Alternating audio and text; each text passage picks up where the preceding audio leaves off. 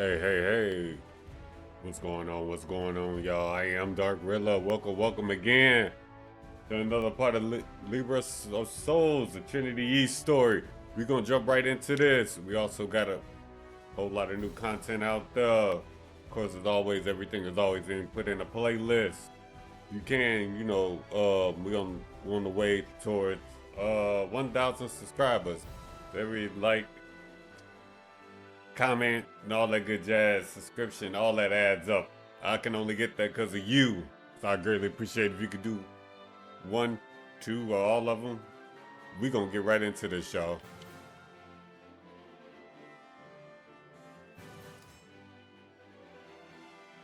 The day before the exposition, I went to visit Baltimore when I arrived. It was the day before the exposition. I made my way to Baltimore Smithy and saw a lavishly decorated carriage waiting outside.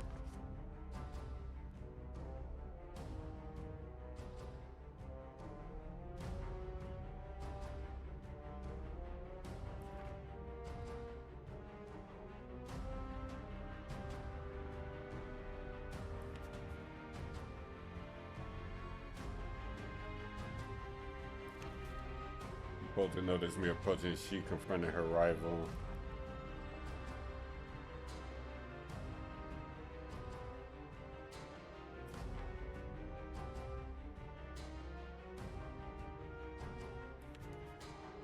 A man accompanied by soldiers appeared at the door. It seemed the carriage belonged to him.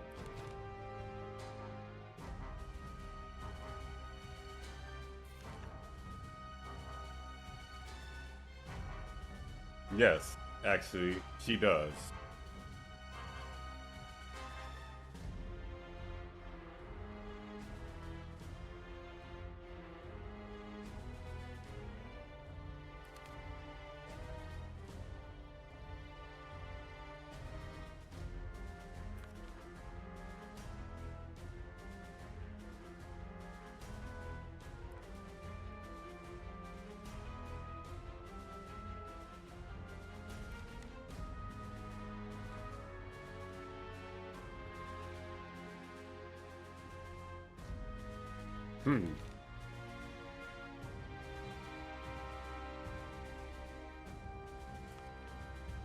As the soldiers threw their weapons, I moved between them and Bolter. A workshop is no place to fight. I had to force them outside.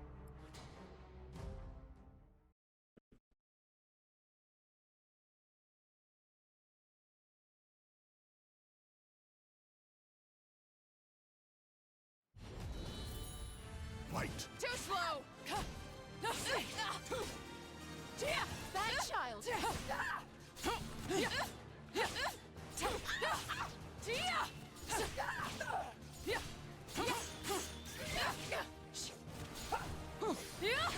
Try this!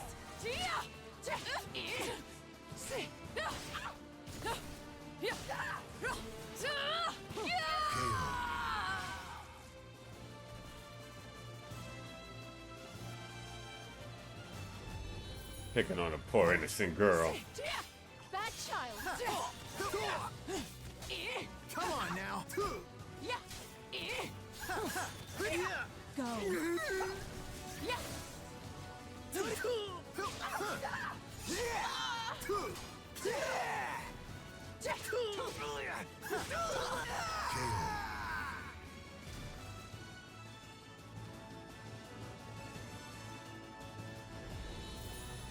Fight!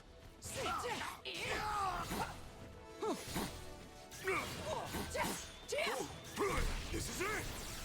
Come on. Whoa.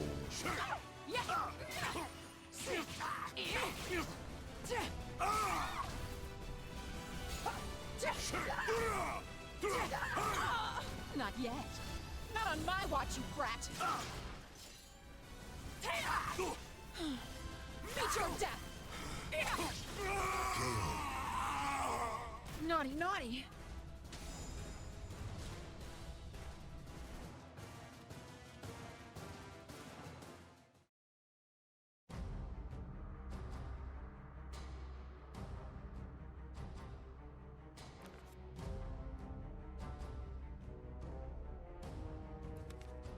Bolter spoke in a quiet, dangerous tone I had never heard from her before, and quicker than the eye could see, she thrusted the sword under Eisen's nose.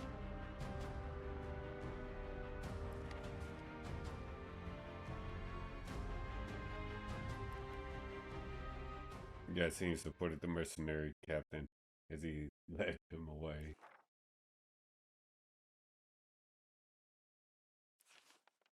Bolter was all right for the moment, but I feared for her safety. The next day, Bolter and the other competitors gathered to hear the final result of the exhibition.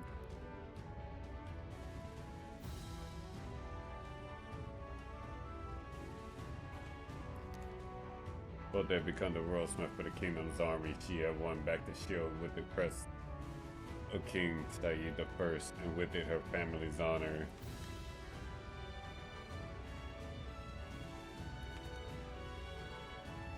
Good for you.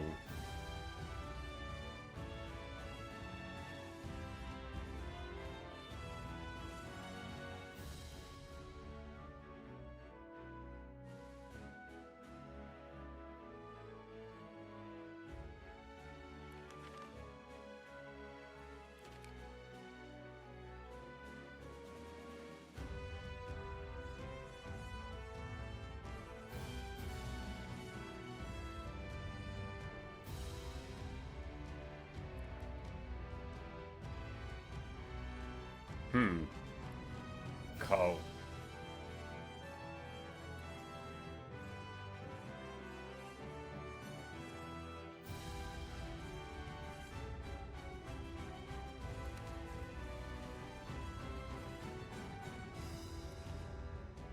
Yassine's former workshop was seized by royal order and became the royal smithy. There, the technique used to make the rescue swords was employed to create farm implements, and the region became famed for its metalwork. It seemed the king himself was far more skilled at intrigue than the hapless conspirators. Hell no.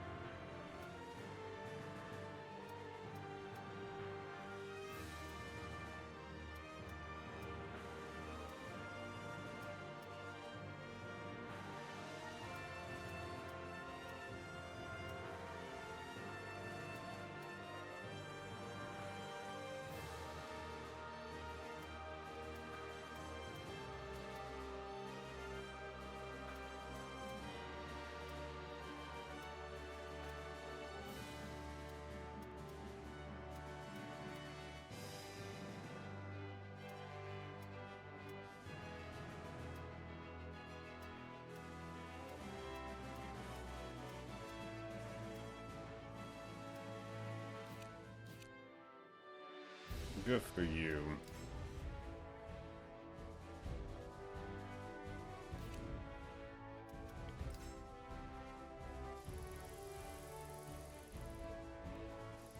Bolter got off.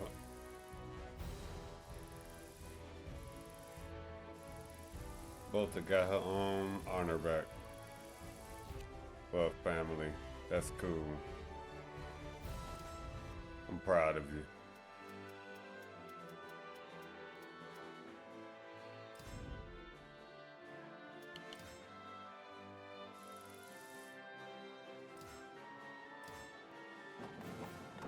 A new fighter stands before you.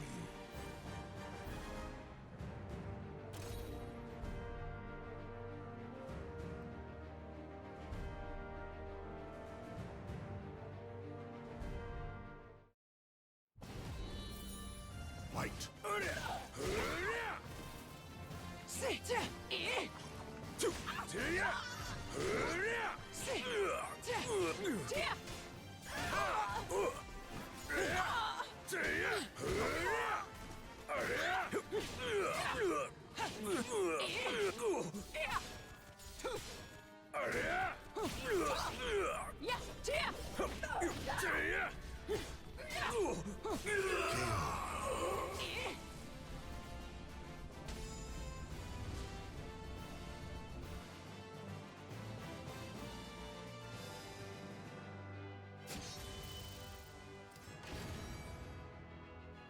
It kind of looks pretty cool.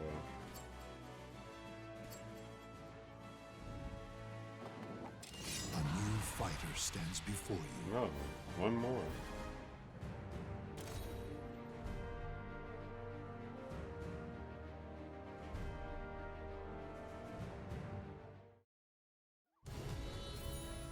Fight.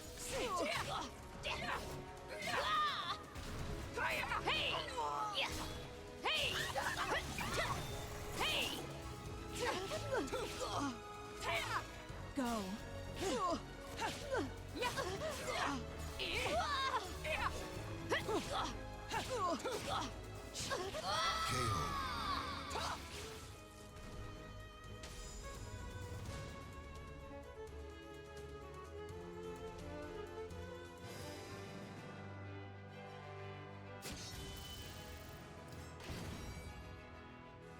Oh, 58.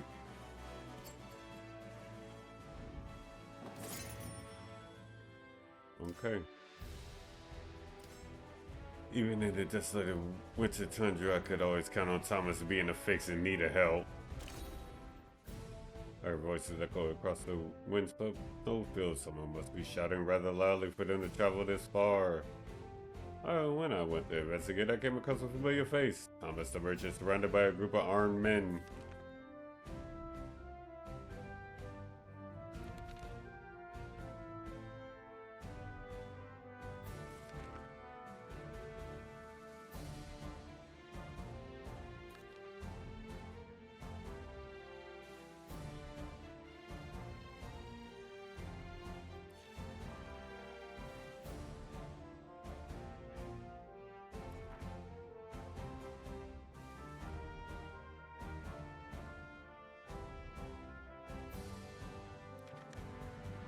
The armed men have finally noticed me.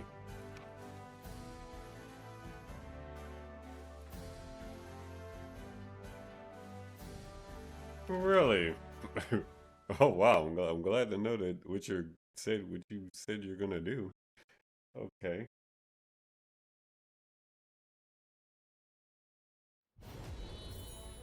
Fight.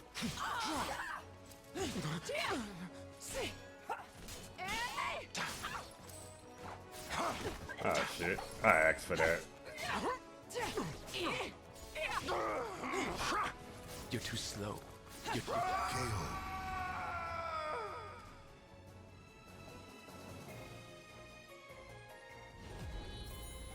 Fight. KO.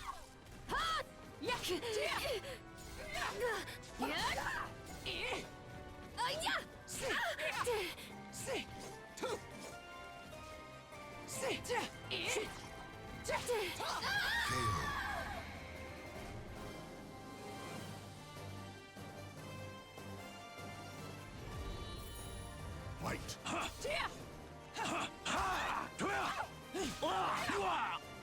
Bad child.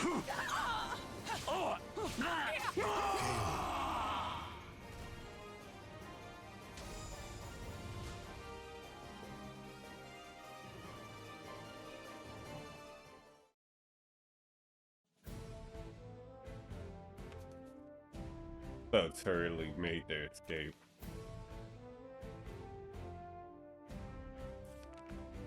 It was pure chance that I ran into Thomas Howard. It happened one time too many to be mere coincidence. Perhaps it was destiny?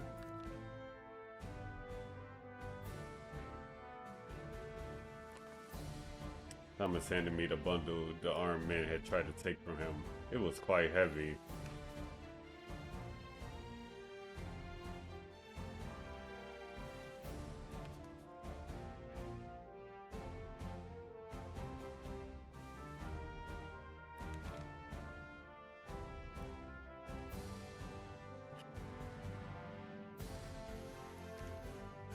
Thomas' face was filled with uncharacteristic resolve. Perhaps he was actually taking this next endeavor seriously.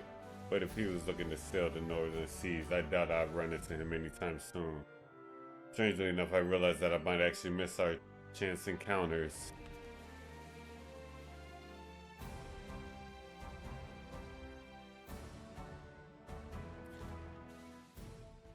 The soul of the warrior shines with each battle overcome.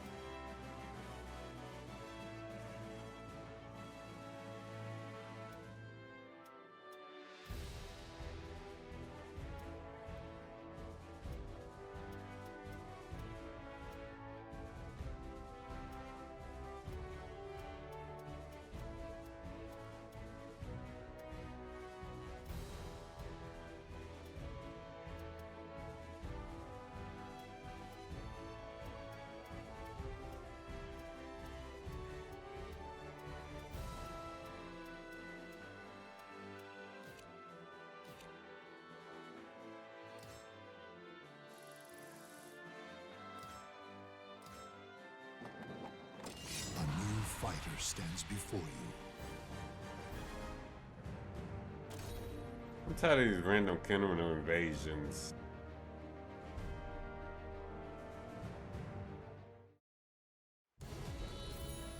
Fight! Do you want to be killed? So.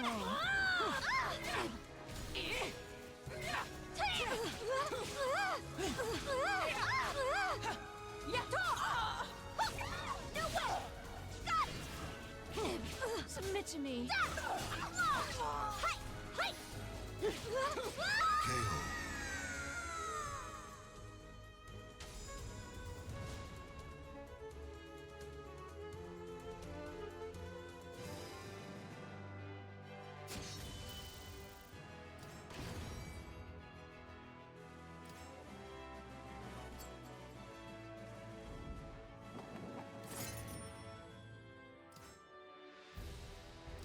Opening roads, the offering together.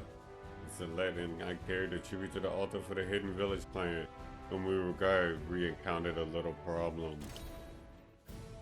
Narrow path of light wound through the darkness of the woods. We respected the will of the hidden village clan, taking care to cause no harm to plants and tying back trees to create something little more than a game trail. Still, the most direct route to the closest largest city had always been blocked by the forest, and though permission was required to travel the road itself, open gave the settlement new life.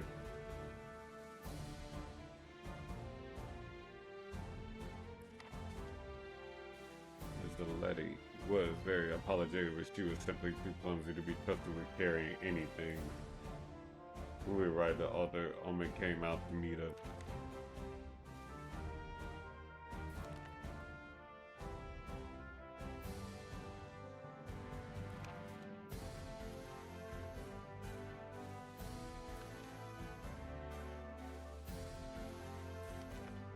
The group of armed men stepped out of the bush. They seemed generally alarmed, but their skill at stalking was true to anyone with a bit of experience. Oh, really?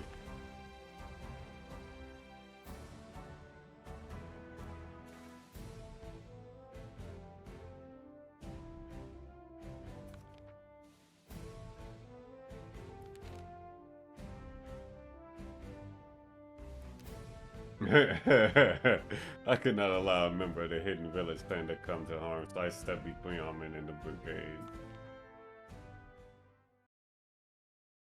He said straight up, just trying to take it from me.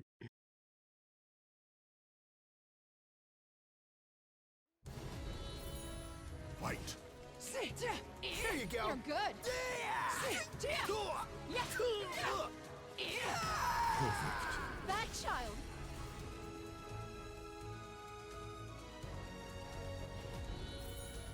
Fight.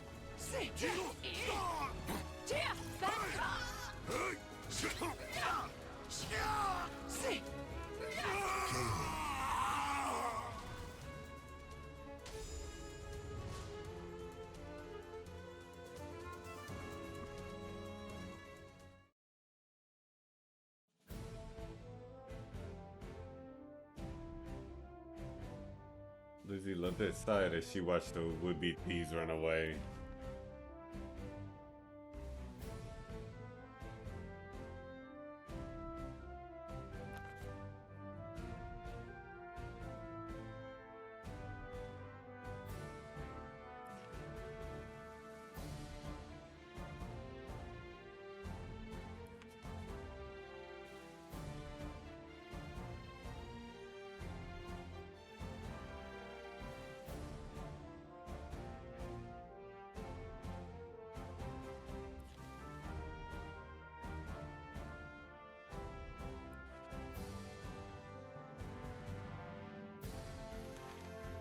As I watched Lily speak on there, her hand tightly gripped the seeds, I prayed that this symbol of their friendship would help the town prosper.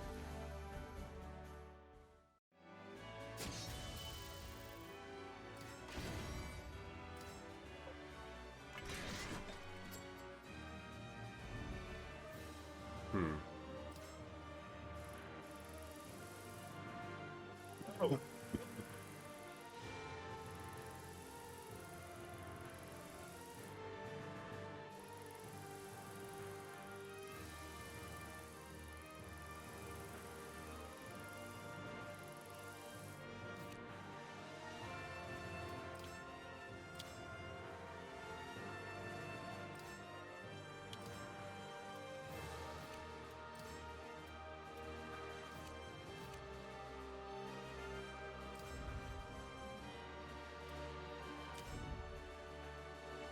The final key. Moving my way through the battlefield, I at last arrived at the hall of the chosen in Ostrheinsburg Castle. There, Azwel stood waiting for me, eager to reveal the key ingredient he needed to make his plans a reality. Ostrheinsburg Castle was filled with the clash and clamor of battle. Everywhere I looked, groups of Aval soldiers fought desperately against the qualifiers. Before I knew it, I lost sight of Natalie and Dion in the fray. As I made my way upstairs, the sound of battle grew dim. Eventually, only the sound of my footsteps echoed through the silent hall. The Hall of the Chosen was just ahead. The Hall of the Chosen was nothing like I had imagined. Large gaps in the crumbling castle walls lit in the quiet, silvery light of the moon, illuminating Azwel. Of course it does. He turned to face me as I entered, spreading his arms wide. I guess it's the part where he says, "Ha ha ha! I have accumulated both swords. I have all the power now, and no one can stop me."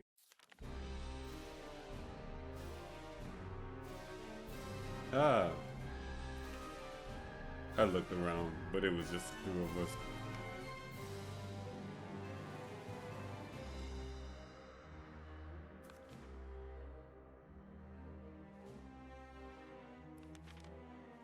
It appeared the ceremony had yet to begin. I needed to act fast. I readied my weapon, and as the grin broadened,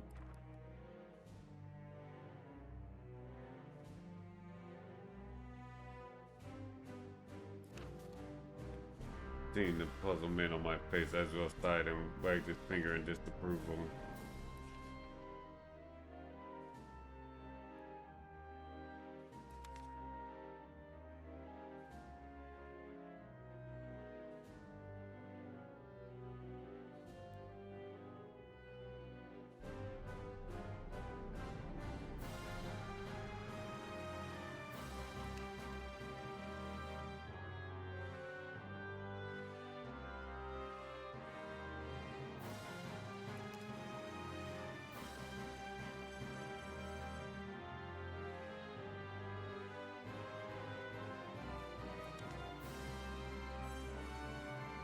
Oh, you're out your damn mind. Might surprise Azwel pointed at me.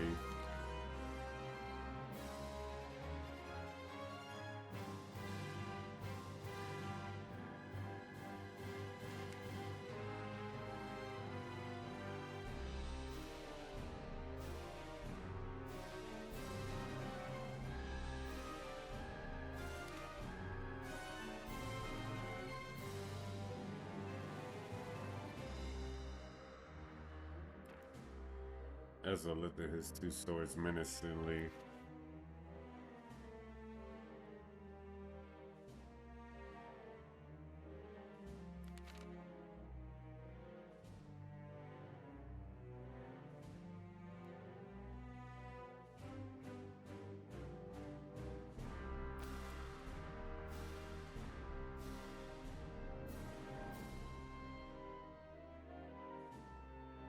Yeah, I'm ready to kill you.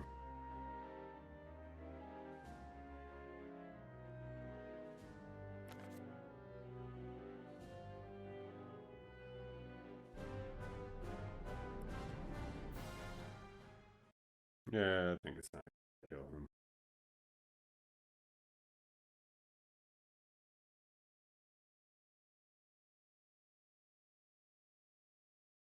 Battle 1. Fight. Let us guide the human race together! Go to hell.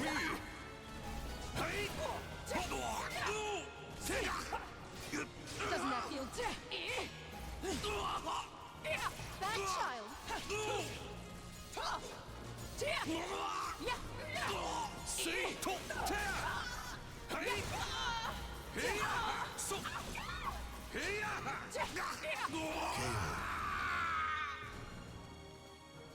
Battle 2.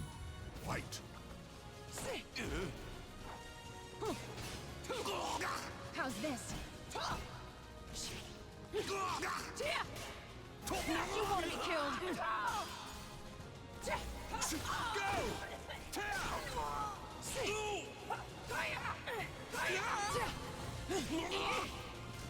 You want to be killed?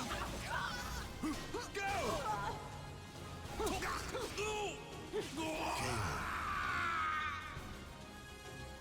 I've yet to reach my goal. Fight. You won't be reaching it either.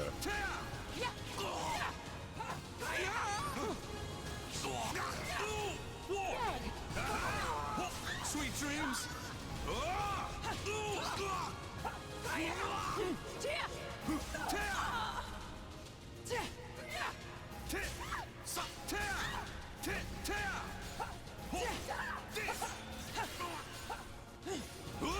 Come to me, SoulCalibur! Why do you Punish you resist? later. Why do you resist? Where do you like it?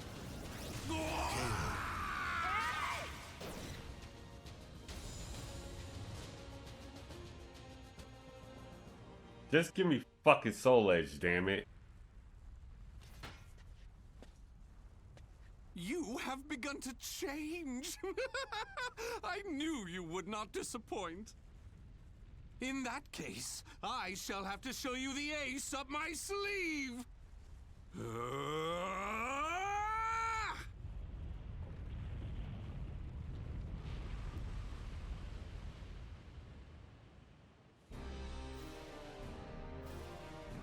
I will not be defeated. Using you as the key, I will save the human race. I am so close, so very close to the moment my beloved humans shall be freed from their cruel fate. Oh, can't you just stay dead Let's already? be done with this. Will you stop me and emerge victorious? Or shall I claim victory and lead humanity to a new era? With all my might, I shall make you mine! Uh-huh. I'm glad you feel that way. Okay.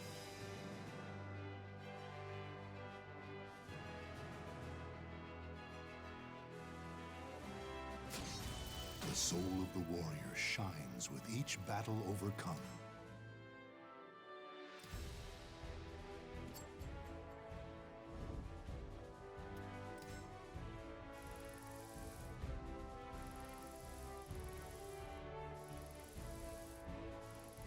Azwel, do understand this. You are simply nothing more than a stepping stone for me getting the sword I want. Journey's end, Azwel has unleashed the power of the two swords, warping the very fabric of reality around us. This battle would likely prove to be our last.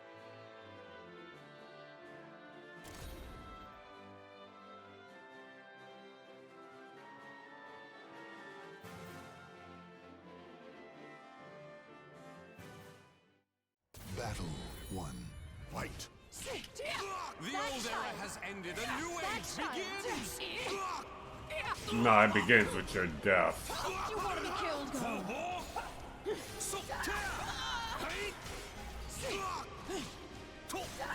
Almighty! The power of reason! Submit to me. That child. Battle 2. Fight. Yeah. You want to be killed. You want to be killed. Almighty!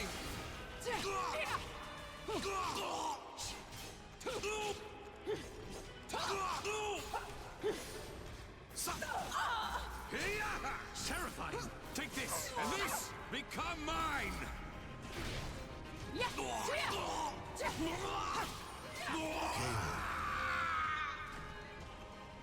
I've yet to reach my goal! And I'm going all I'll out. play with you. That child.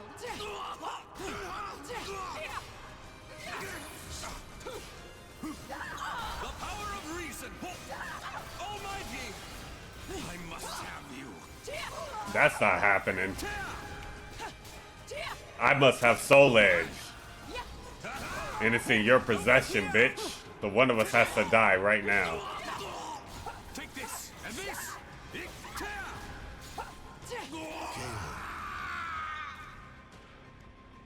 Now give me my fucking sword.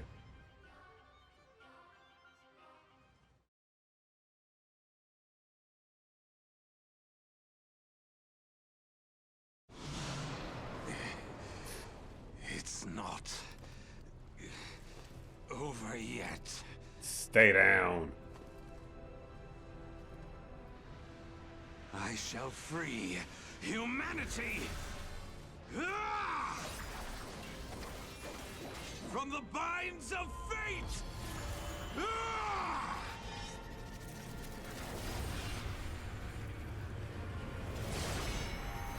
There we go.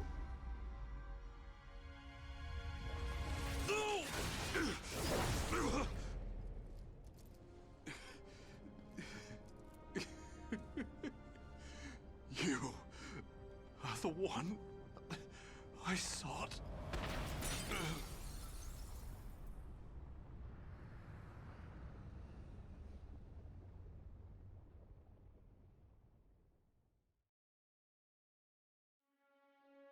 When the light consumed my body and I began to slip into unconsciousness, it was finally time to die. But I was ready to accept my fate, no longer afraid of the cold hand of death. The ultimate sea was no more. I had played my part.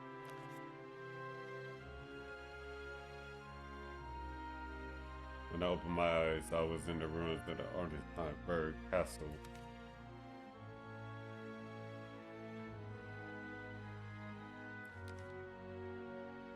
Azwel was standing by my side, and in hushed silence surrounded us. I thanked him for everything he had done for me and asked what he would do next.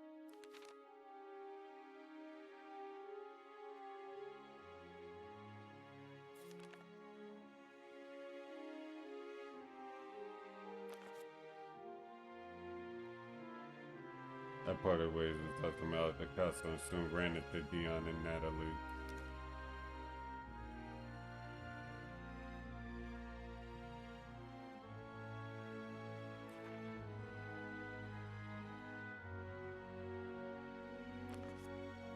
I nodded and explained everything that had happened.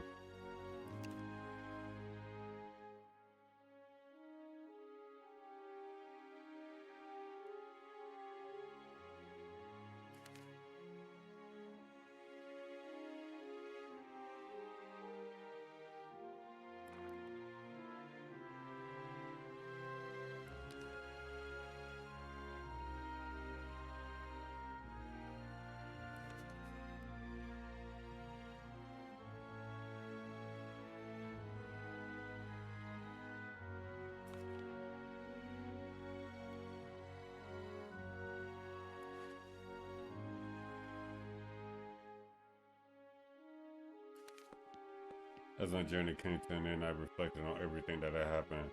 Though I had started off fighting for my life, I ended up fighting to protect the world. I thought about what I achieved and where fate had led me. If I had fulfilled my purpose, what should I do next? I cannot decide just yet. For now, I would rest and ready myself for my next journey.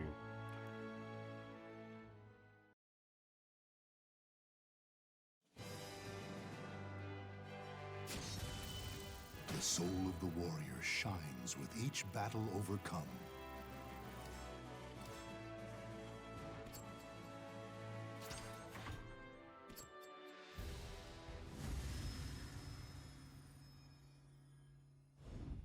Interesting.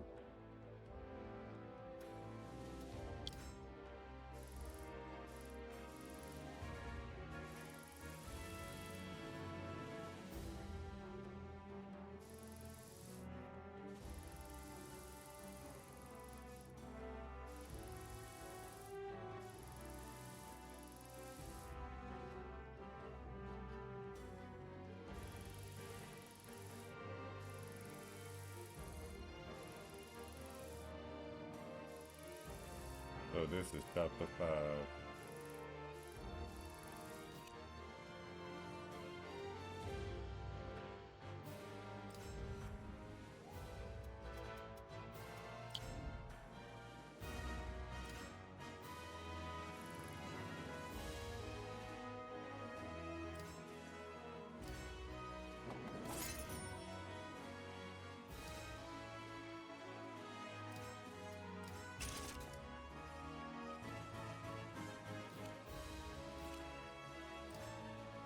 Before I knew it, I was lost in the forest without a soul in sight to ask for help. While attempting to backtrack, all of a sudden I sensed a fierce, familiar bloodlust in the air.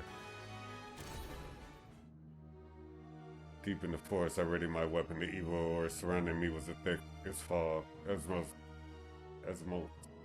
as if it had weighted of its own. The man slowly came into view from amongst the trees. It was Cervantes de Leon.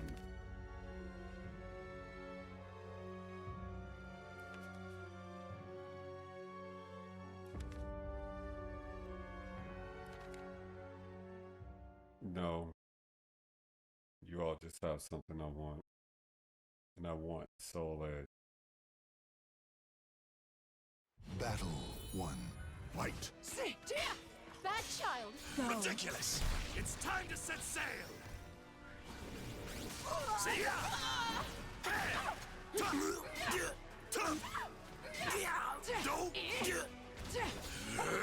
I'll stamp you out! Pass out! Excuse me!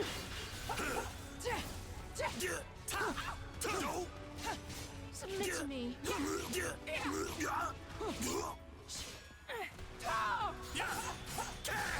That's enough!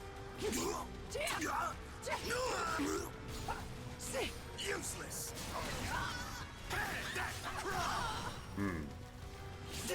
Submit to me! No Not escape! good at Okay, Battle. let's go, dude. Fight! Bad child! Ridiculous! Such child's play! Come on. Want to see hell? Ready? Now die! Sink down with your fear. Yeah! No escape! Get ready! Yeah! Out of my sight!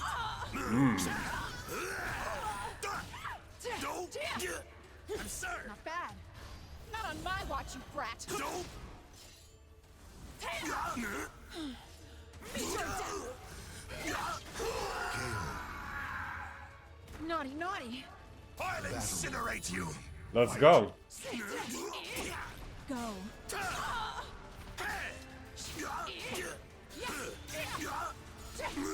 Shut up! No escape! Take this! Fall! Take this!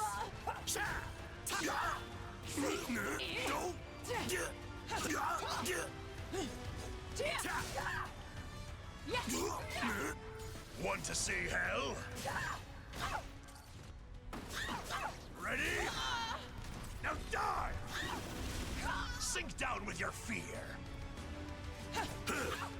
See ya! KO.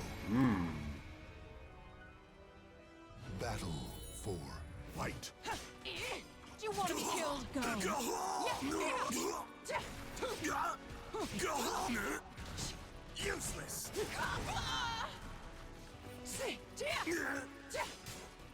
Don't Go. out of my sight!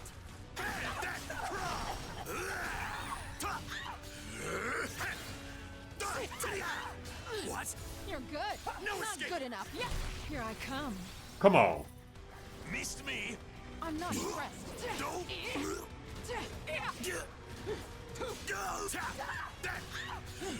Submit to me. Don't.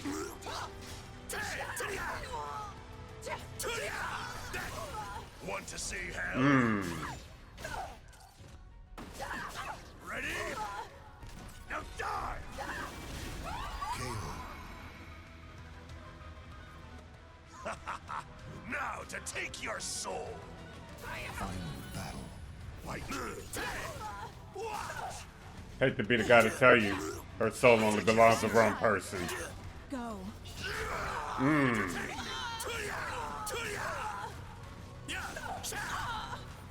No escape! Not on my watch, you brat. Naughty.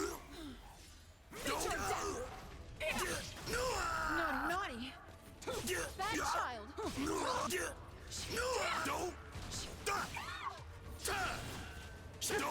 Submit to me. Return to dust! Wow.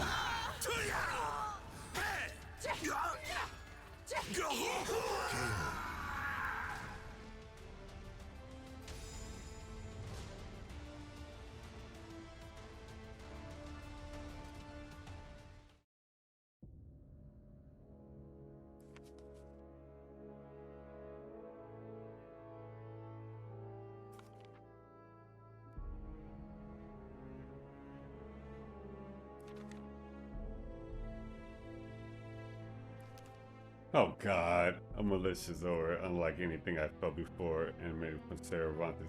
My legs began to tremble uncontrollably and overcome with terror. I closed my eyes. I had no idea how much time passed. Suddenly the fear gripped my chest, disappeared. I exulted in relief, opened my eyes and found that I was alone. Henry still fell over the forest, and Cervantes was nowhere to be seen. Had I imagined him? The memory of that night was firmly etched in my mind for a long, long time.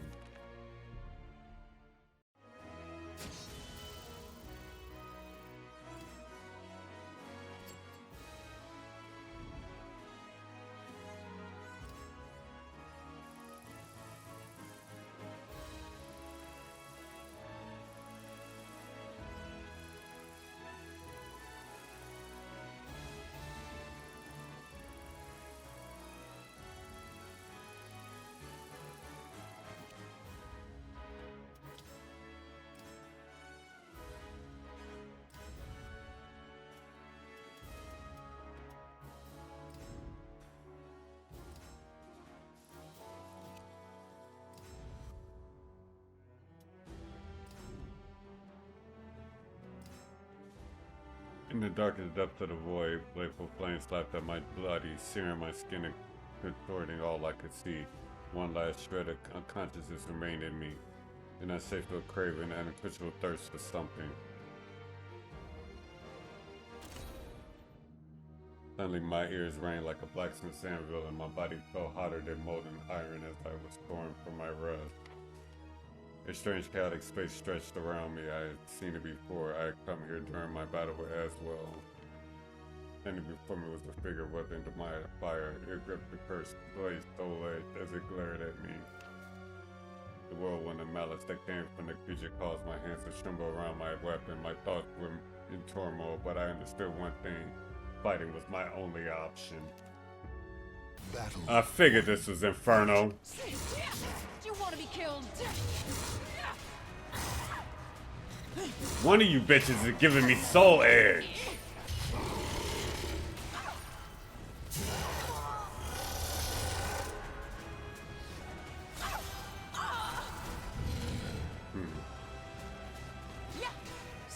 me. That child. Caleb, Not battle yet. 2. Fight. That child. I'm not that child. I'll punish you later. You're silly. You want to be killed. Not on my watch, you brat. Can't believe I missed that.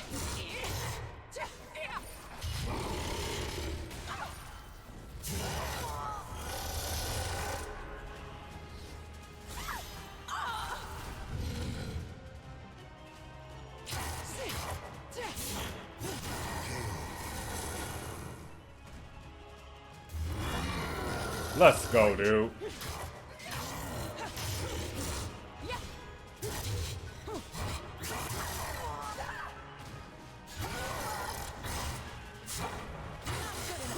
Here I come. Let's have fun. I'm not impressed. Not on my watch, you brat. Meet your death. I want Soul Edge. You're good. Not on my watch, you brat. Meet your death. Naughty, naughty. Give me fucking Soul Edge.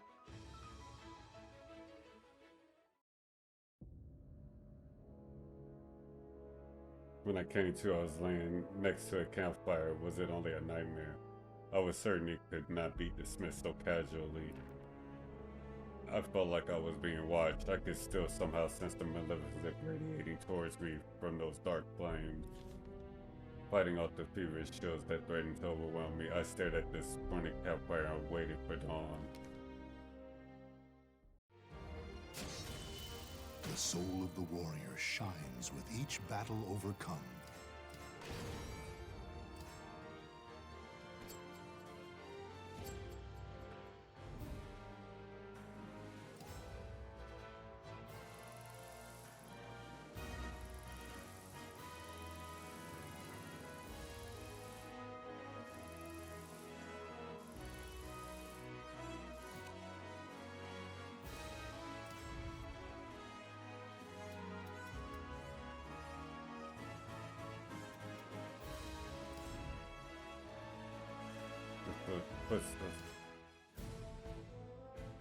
Well, look who it is. I turned to see where the voice was coming from and saw Dion. He told me he'd been sent here on a mission a few days prior, and a local Aval agent had told him I was nearby. It seemed the organization was still keeping an eye on me.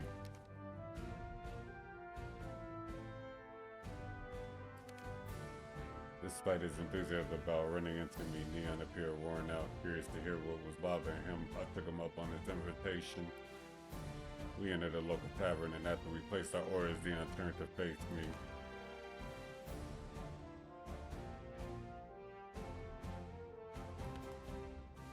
I never heard of anything of the sort and told him as much. He looked at me for a moment, then down his mug in a single gulp.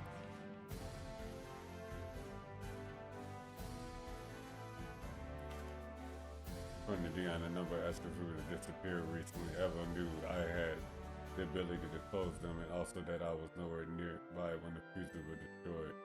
With running virtually no leads, the investigation was blundering.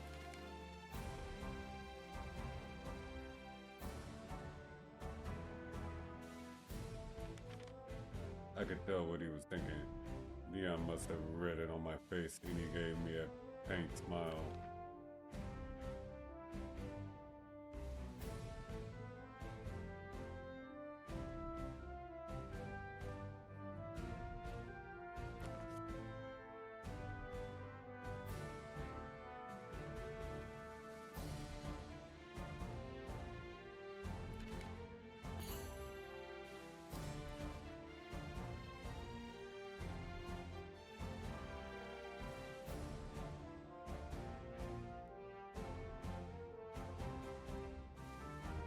Oh, it had long white hair tied back.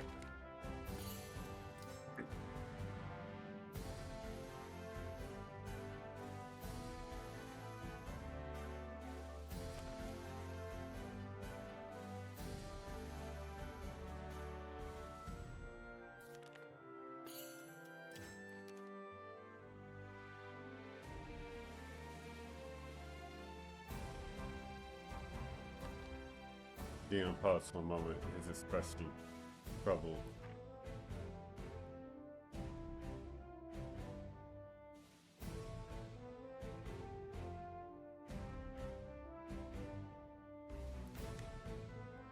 He let the man go. I looked at Dion in disbelief, and he just shook his head in response.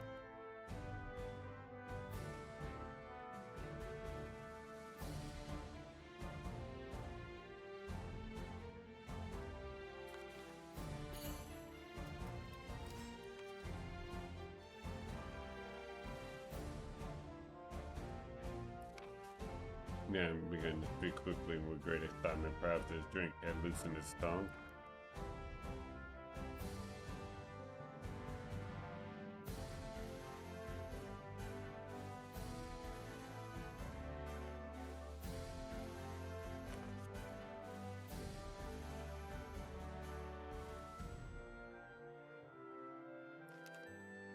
Dion paused for a moment, then shouted for a stronger drink.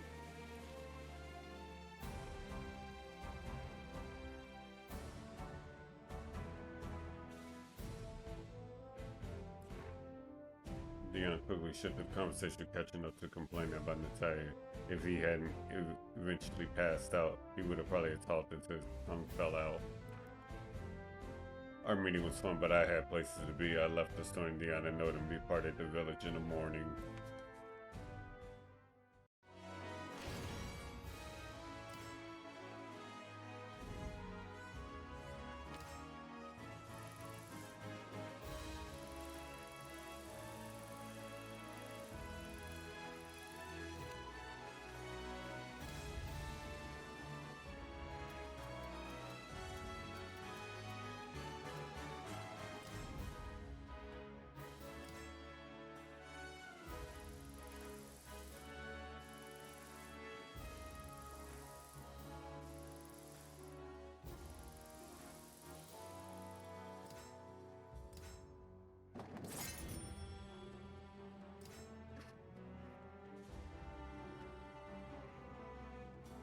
Echoes of Fate, the story of a man.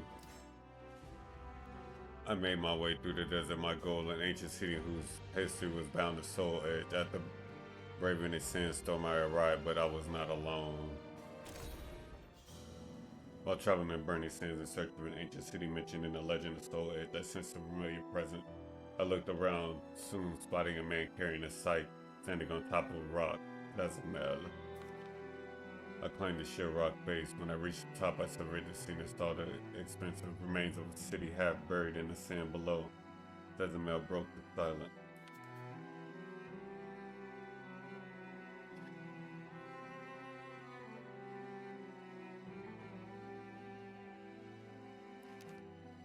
Azwel looked at the ruins as though he could still see the city in its former glory.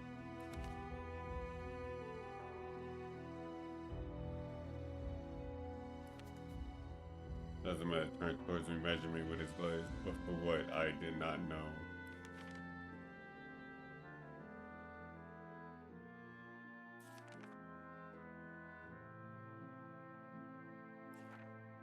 Azwel ready his sight. Is he trying to tell me the swords are here?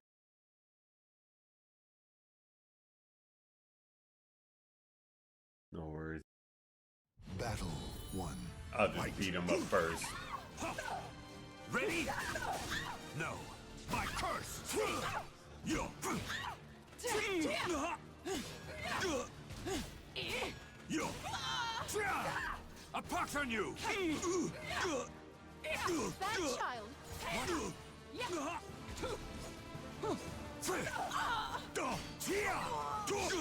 Submit to me!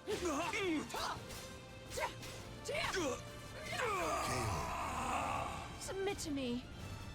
I shall leave your hope in shreds! Fight! Dig up! Submit to me! That child!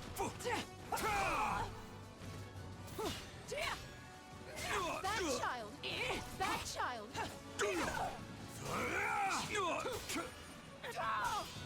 Perish! Submit to me! No! That child! Not on my watch, you brat! Meet your death! Naughty, naughty. One of you don't tell me where Soul Edge is. I know that.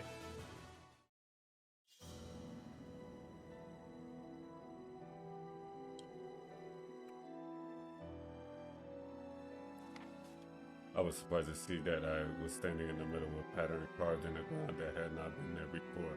Had I fallen into some sort of trap?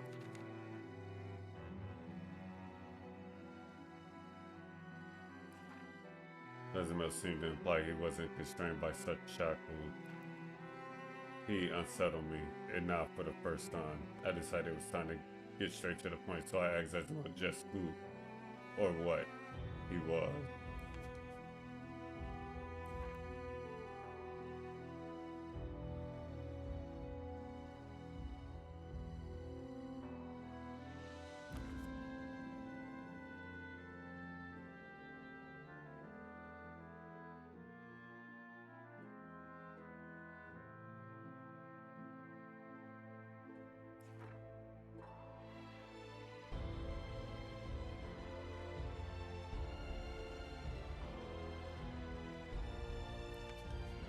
What Azwel was speaking about himself, so that would mean he was hundreds, even thousands of years old.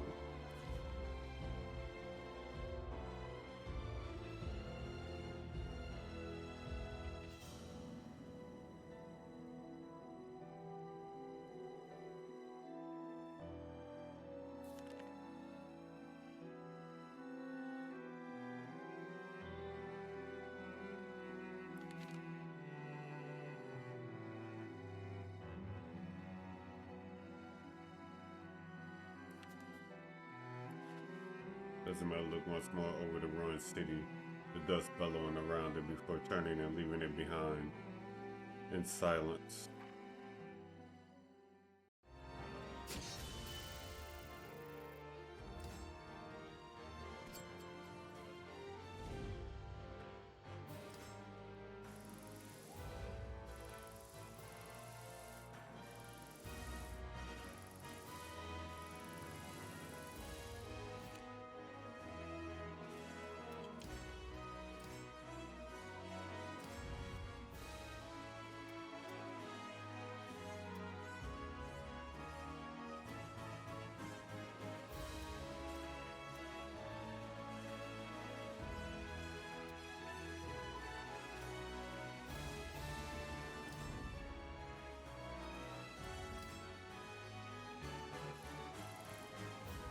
Open and rose friendship.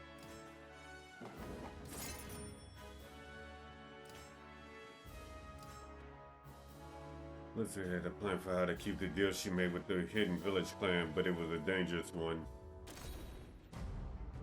Though she knew I was there to watch her back, Lizzie roared tense expression as we hurried along the familiar forest path. Almeida appeared as soon as we arrived at the altar.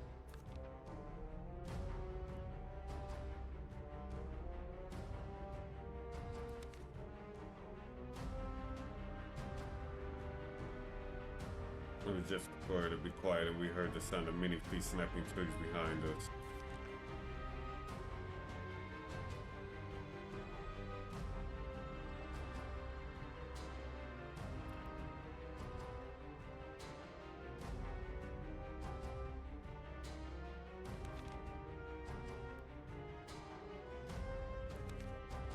The sound grew louder, and a group of men came out of the forest.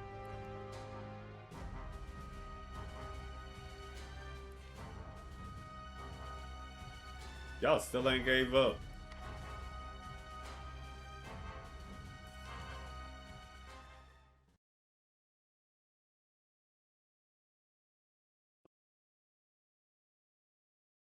Wow.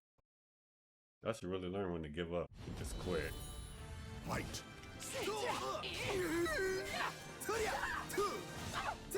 Come on! Never! I'm not impressed.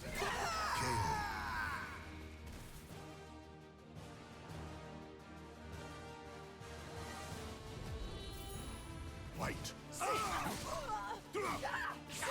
Submit to me. I'll play with you. Submit to me. Excuse. Doesn't that feel good?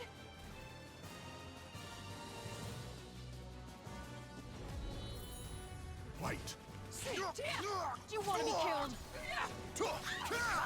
See? Too easy. Try again. Damn you!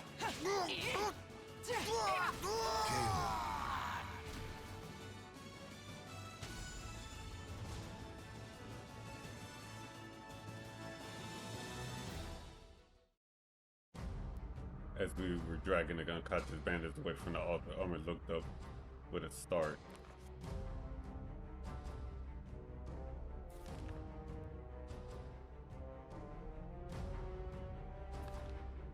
We followed Armor and quickly ran into a group of rough-looking men swaggering through the ruins.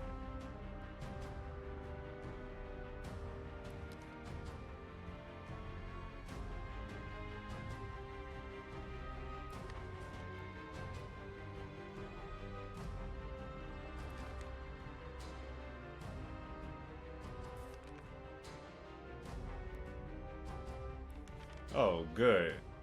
Just then a volley of arrows suddenly rained down at the bandit's feet.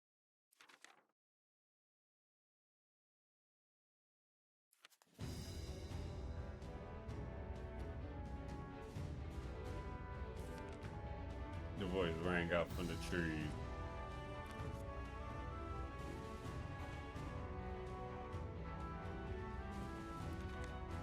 Another even greater volley of arrows was the only response.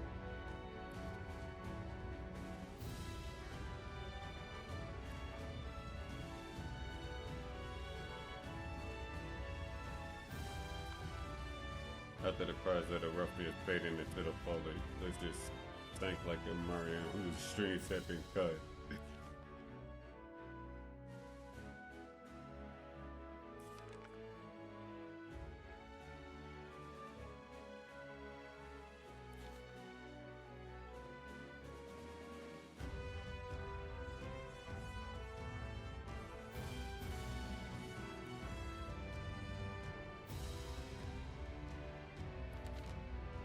Our rescuers from the hidden village left without ever showing themselves.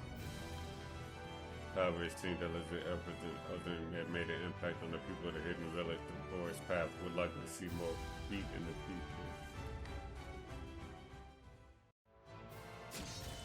The soul of the warrior shines with each battle overcome.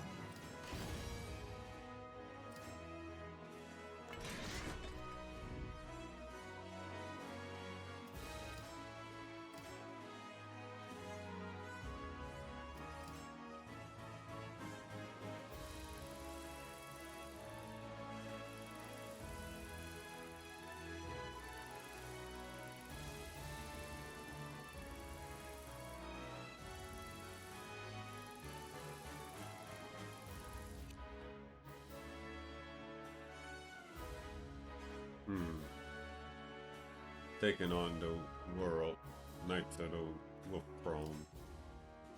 I visited the Brooklyn Kingdom Garrison. The merchant had told me about there were soldiers dedicated to time to training. Were on high alert. As I approached the royal Brooklyn Garrison, the sounds of a beating fortress grew louder. Flashing metals of wine and horses and people shouting. The youthful swordswoman shouted as she thrust her prayer at the giant of a man who definitely shifted his huge stone to parry a blow.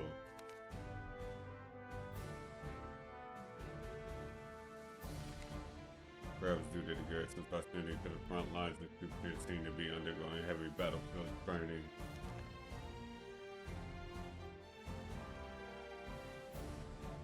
Standing around and watching these soldiers train may have been the wrong move. The man was the least suspicious by signs that seemed the worst of matters as he narrowed his eyes.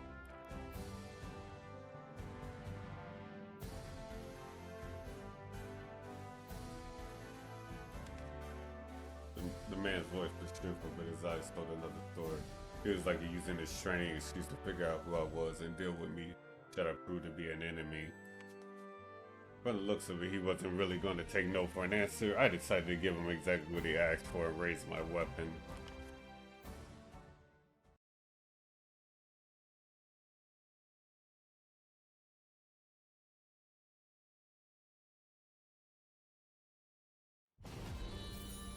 Fight! Bad child.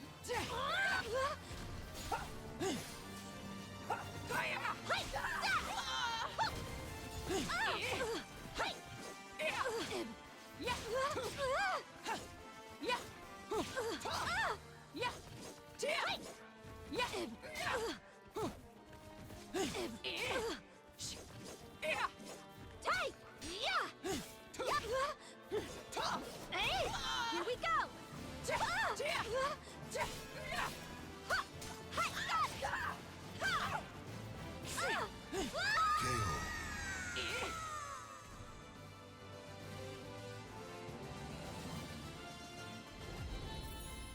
Fight! Do you want to be killed? Bad child. I'll play with you. Ready?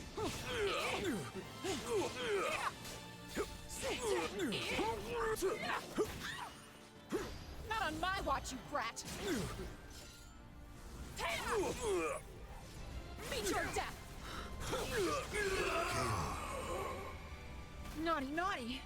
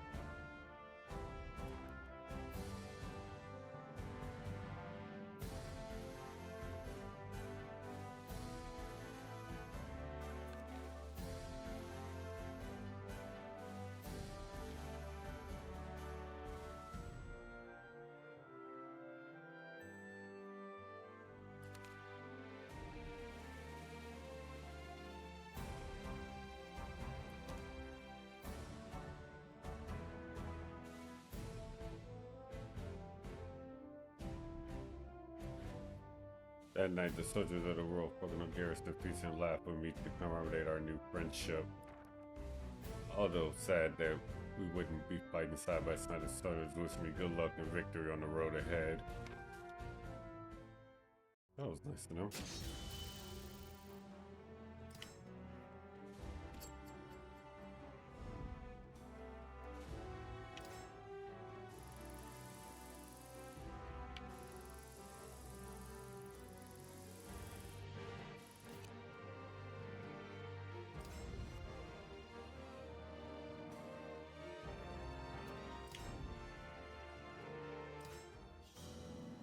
After Azwel's defeat, I managed to get mixed up in all sorts of wild adventures. A long time passed in what seemed to be the blink of an eye. But on all my travels, there was one thing I could never get out of my mind. Golf. What had happened to him? Was he even still alive? I realized it was time for me to embark on another journey. I thought back to what happened that day. Groth had fallen into the ravine with Azwel, but Azwel had survived, so it was possible that Groth had too. But even if he was still alive, it was likely that his manifestation had grown far worse. Groth knew exactly how far he could safely push the limits of his manifested power within him. However, when the time came, he purposely went beyond them. His words echoed in my mind. I know that my mind will not survive if I harness my complete power. The thought depressed me. If that was what had become of him, it was up to me to keep my promise. I sought the robbers, bounty hunters, and others who made their living in the shadows, all in the hopes of finding clues to carry us about.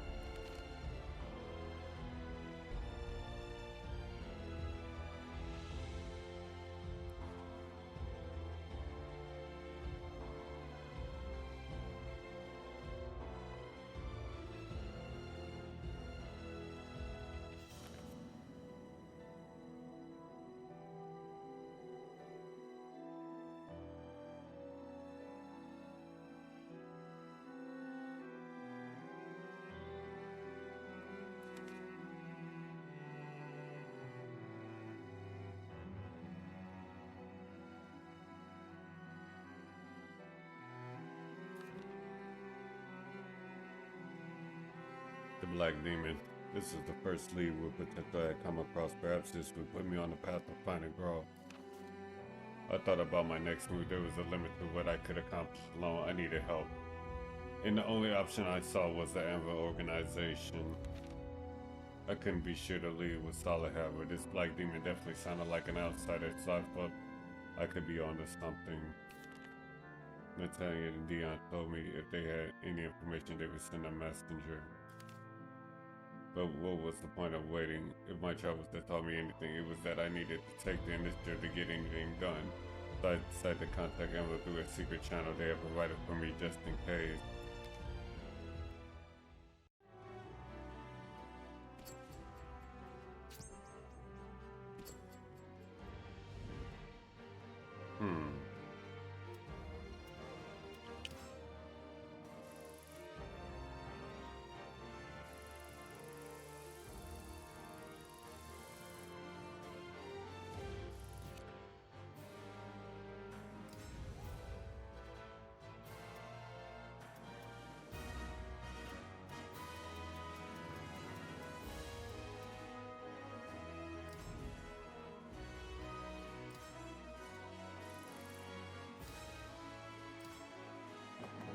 A mysterious enemy emerges.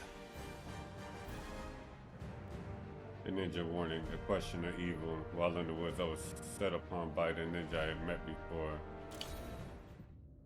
I could tell I wasn't alone in the forest that night, sensing danger. I leaped back just as a blaze sliced through the air where I had been a split second earlier.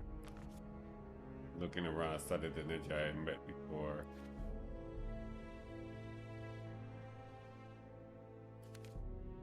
Unable to fully avoid her rapid barrage of attacks, I found myself hard pressed to defend myself.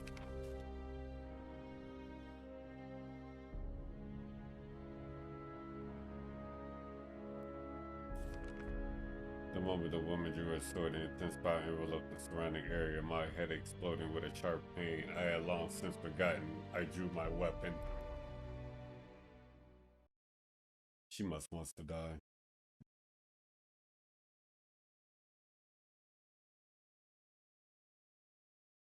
Battle 1.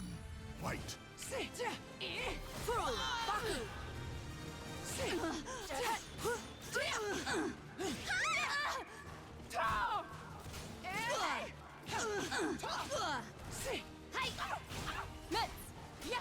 Submit to me.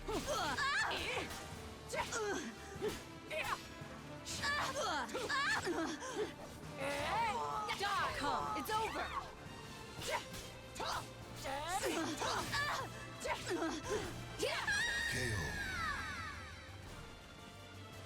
I don't have time for this. 2. Come on. Fight. I don't either. You attacked me. Come. That child. See. Die. Hey. How's this go? See. Too easy. Vanish. That child. KO. Now back off.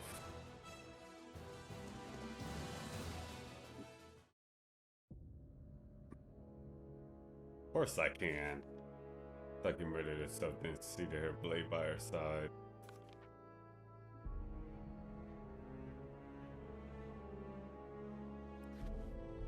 Taki's burning desire to kill me seemed to have faded.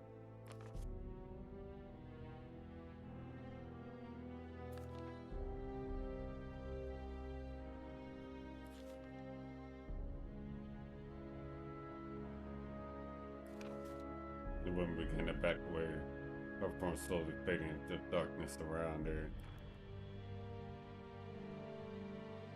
Yeah, you said that about 3 times and you lost 3 times trying. And with that, she vanished, only her voice echoing in the darkness.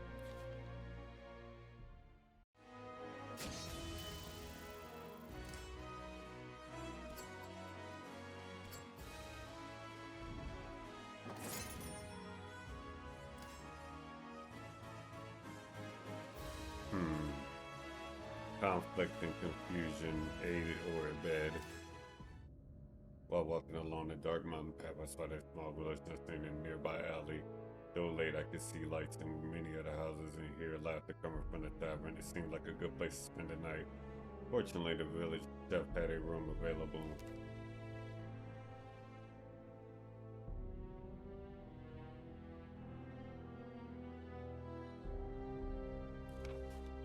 The chef, as if suddenly overcome with fear, lowered his voice.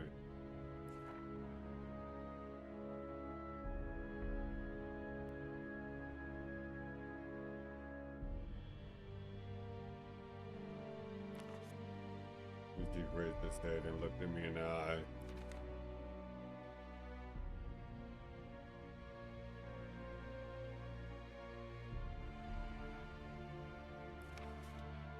I told him that I would need some time to think about it, then retired to my room for the evening. As I readied myself for bed that night, I could hear something outside my window. Sensing it might be trouble, I placed my hand on my weapon.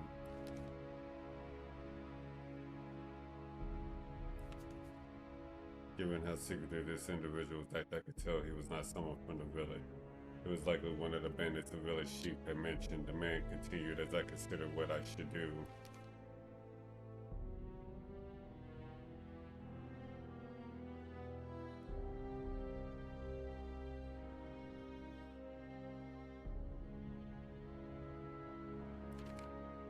The bandit seemed to have been keeping an eye on the village for some time.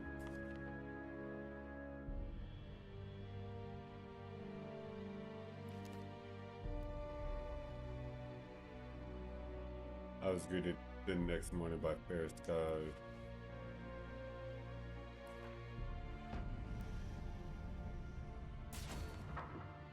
I apologized to Steve. I was in a hurry and could not help him.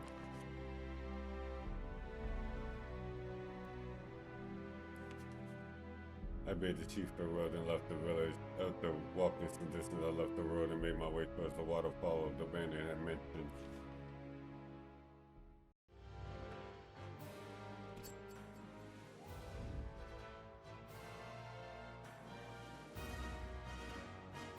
The masked swordsman appeared.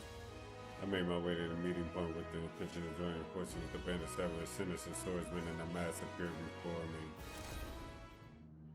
I waited by the waterfall the bandit had mentioned. Just as the sun smoked below the horizon, I sensed something strange behind me. I turned around to find a masked swordsman whose eyes glowed like flames dancing in the night. This was clearly not the bandit with whom I had spoken the previous night.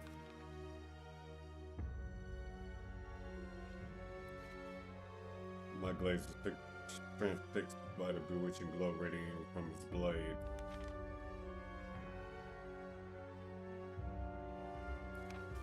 Yotsumitsu finally shows up to get defeated and get beat. Battle 1. Fight! That child! Now watch it! How will this play out?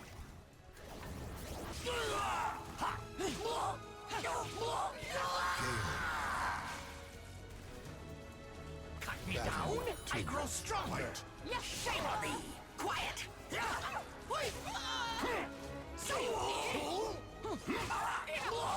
Submit to me!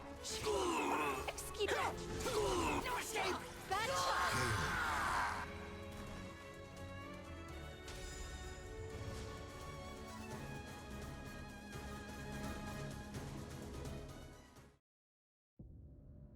Wonder.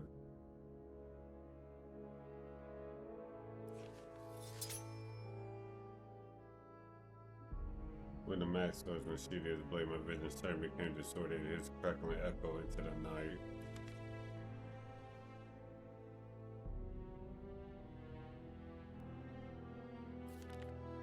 Surprised by the sudden shot, I readied my weapon. A man called a Yotsumitsu was nowhere to be found, and the bandit with whom I had spoken last night stood before me.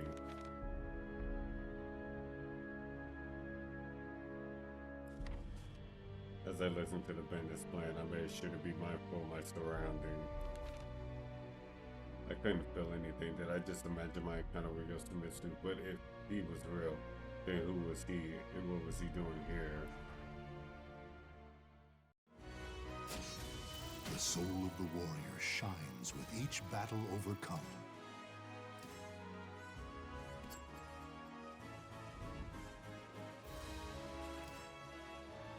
The Thieves and I attacked the village with the intent of robbing the temple of the treasures, but all did not go as planned. Fearful that the village defenses would be stronger at night, the bandits boldly launched their attack during the day. The man committing the assault looked to be the bandit who tried to enlist my help the previous night. We hit the village from the rear, ignoring the shocked villagers. We made our way to the temple vault. As we reached the vault, a man wielding a large sword appeared before us. It was the village chief.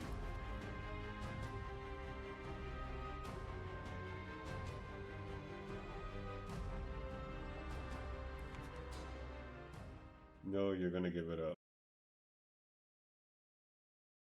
I want Soul Edge, damn it.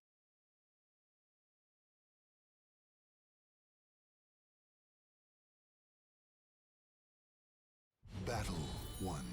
Fight! Take this! Take this! Surrender! Now! Bad child! Bad child!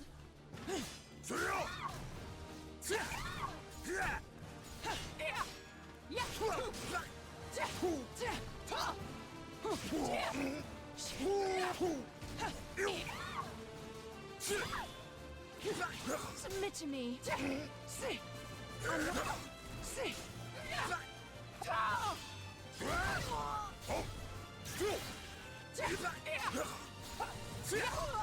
Not good enough.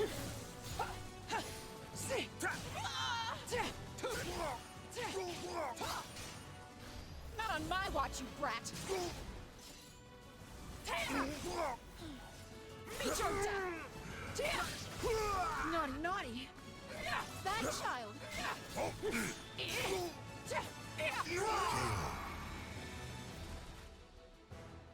Battle 2. Fight! Bad child. Go.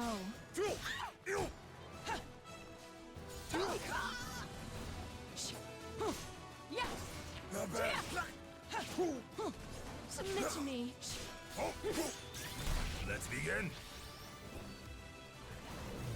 I'm not impressed.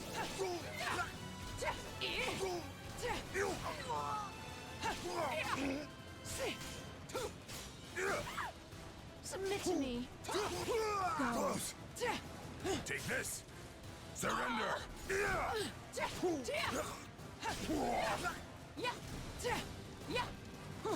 KO.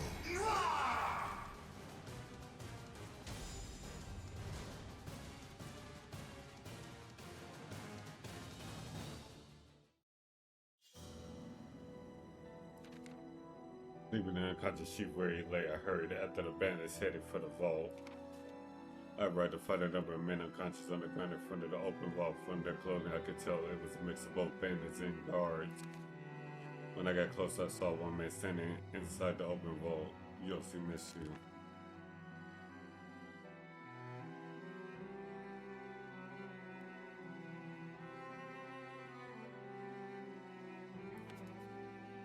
Several armful worth of gold nuggets were strewn across the inside of the vault. Yossi held one in his hand.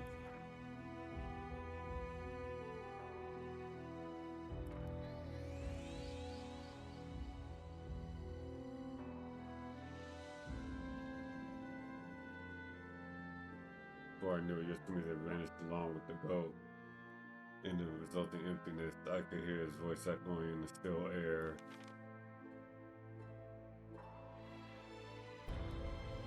Although I did not know what he meant, I intended to find out. I resolved to make my way to the location Yosemite had indicated.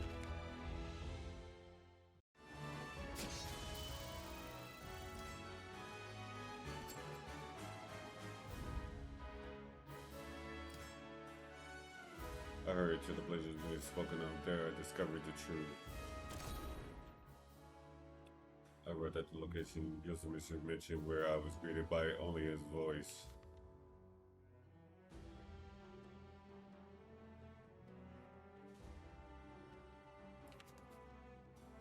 battle. Not even gonna lie, Yoshimitsu probably kind of dude. They probably was set up to be fast as hell.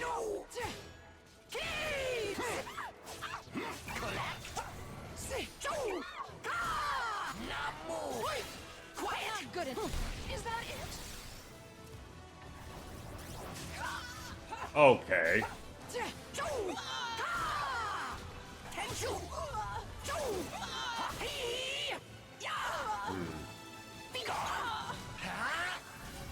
Hold on.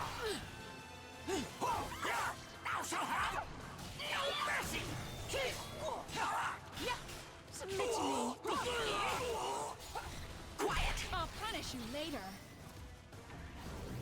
I'm not impressed. So much spirit. There. Cut me down. I grow stronger. Show me that then. How's this? How's this? Wow. Yeah, he's fast as hell.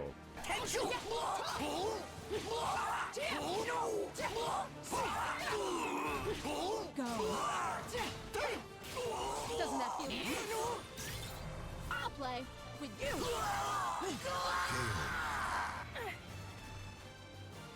It was real. Yoshimitsu.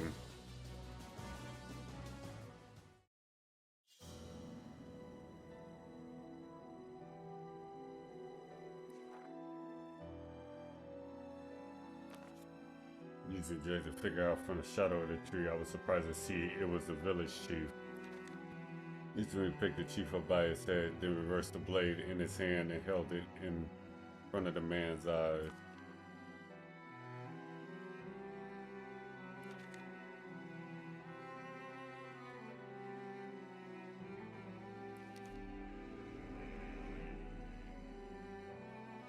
Izumi's sword began to emit a faint light, and the chief's eyes grew dim.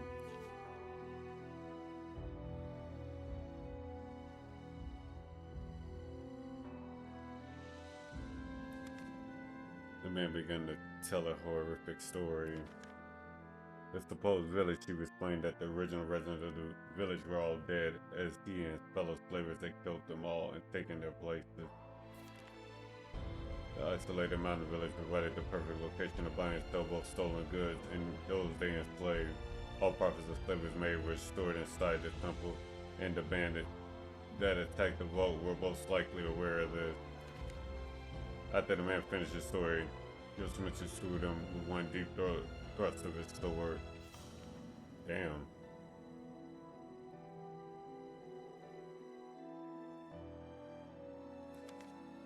The body of the false chief thudded heavily to the ground. When I looked up from the body, I discovered Yoshimitsu had vanished. Only his voice echoed in the night air.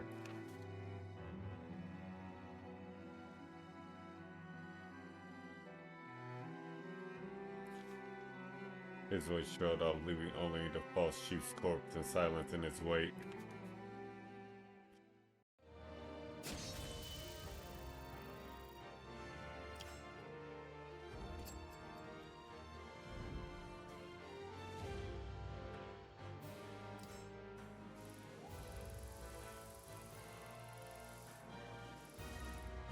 Yoshimitsu don't fuck around. I know that much.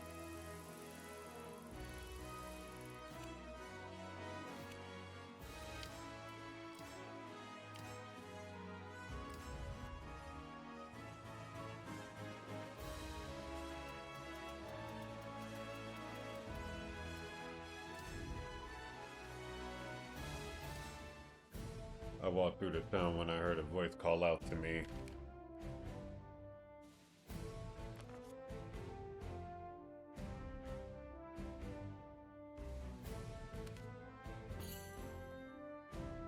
Huh?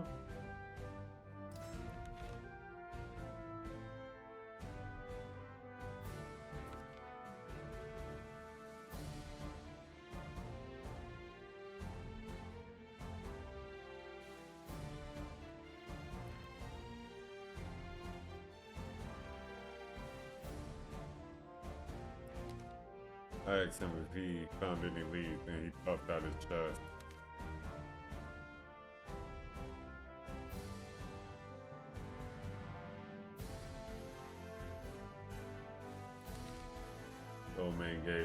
sly grin.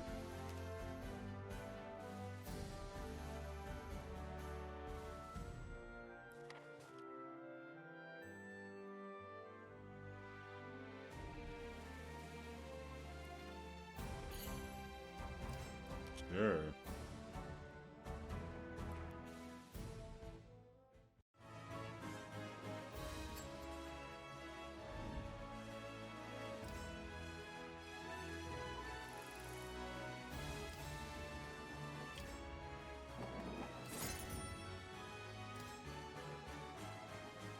Legacy of the Chosen return. I guarded the old man as we walked the buried sands. Eventually we reached an expansive ruin. What lay in store for us here? The old man had gotten a map to the qualified base from his contact. Following it, we headed out into the desert, Carver Desert. The blazing sun and burning sand slowly baked us, draining away our strength.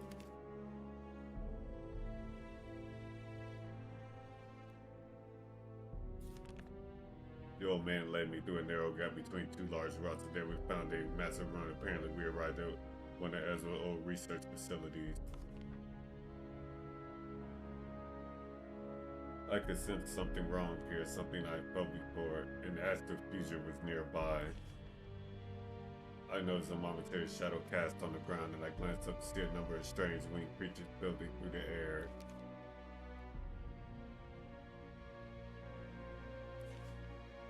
Winged Agrarians had us in their sight, then moments later they swooped down to strike. Oh boy, here we go. Another one of those fusions.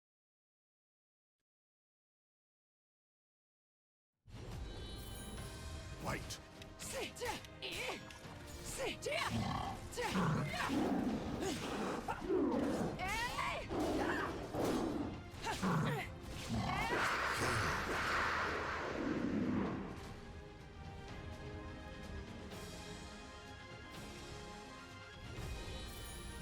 Light.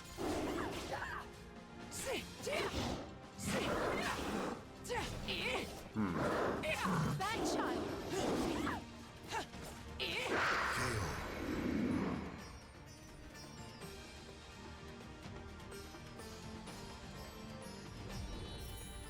Light. Do you want to be killed? Huh. That child.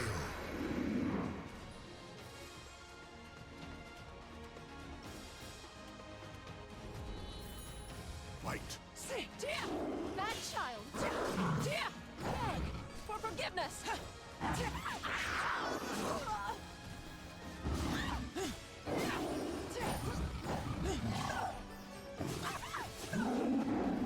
I'll play with you.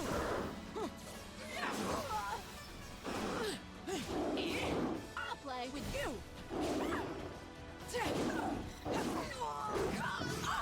Wow. That child.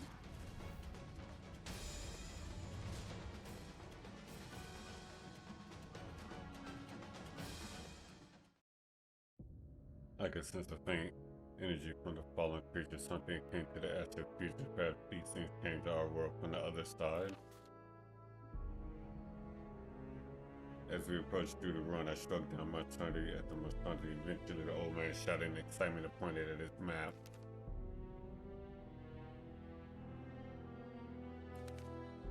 I left the old man searching for legends and gold and started exploring the nearby chambers. Soon I found a room filled with shelf upon shelf of books. In the center sat a large desk, and I found my eyes drawn to the sheaf of papers lying atop it. It looked to be a report of the ultimate seed, perhaps written by Azwel himself. As I flipped through the pages, I heard footsteps approach from behind.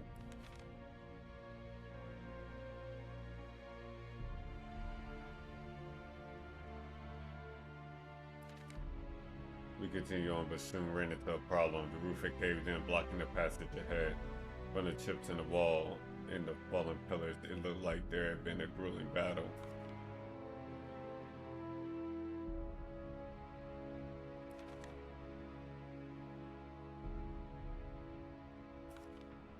The old man and I headed back the way we came. soul of the warrior shines with each battle overcome.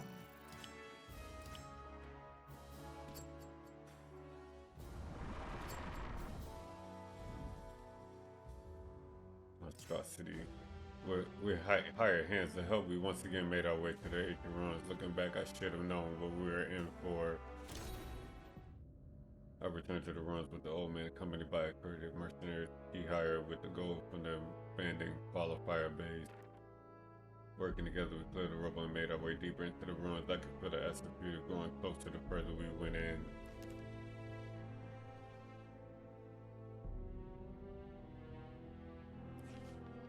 The old man said about organizing the mercenaries. They transported the contents of the treasure vault outside.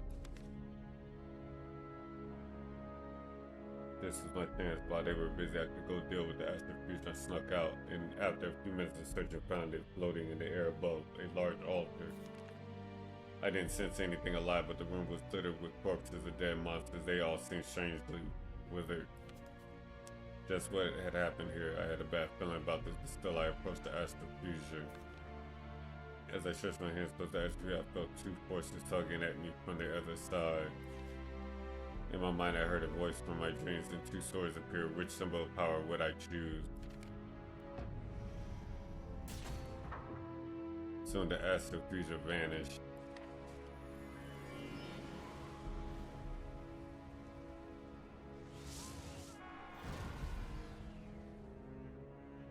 As I reached for it, I heard a thunderous roar. The ground shook. In the distance, I could hear the mercenaries beginning to scream. I rushed back to find the monster standing in the center of the treasure vault. The corpse of my mercenary companions had been brutally ripped apart and scattered about the room. The beast roared and took a deep, long breath. As it did, strange, pale blue light rose from the corpses and strangers to the beast describing all. After a few moments, the light faded and the creature turned to glaze at me.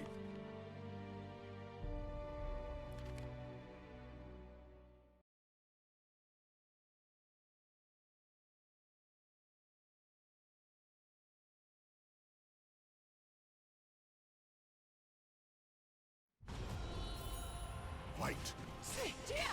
Bad child!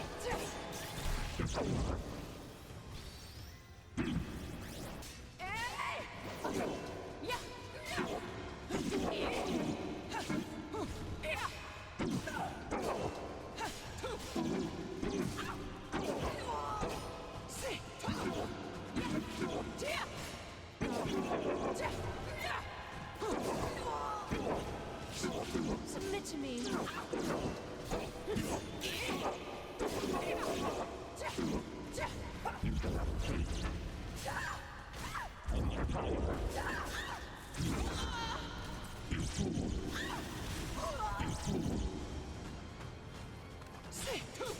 Bad child.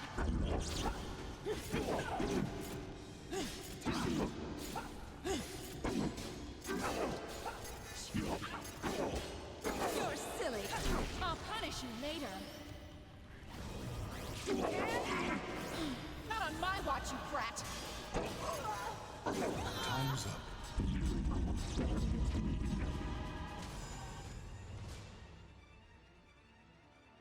I wanted to beat him, but hell, he got so much damn health back every time he hit back. Yeah. Somebody managed to stagger the great beast, but I had no chance to sling it. While I desperately tried to think of what to do, I heard a wild step from behind me. I cracked open what had been a smooth, solid wall. The old man stuck his head out and frantically beckoned me in.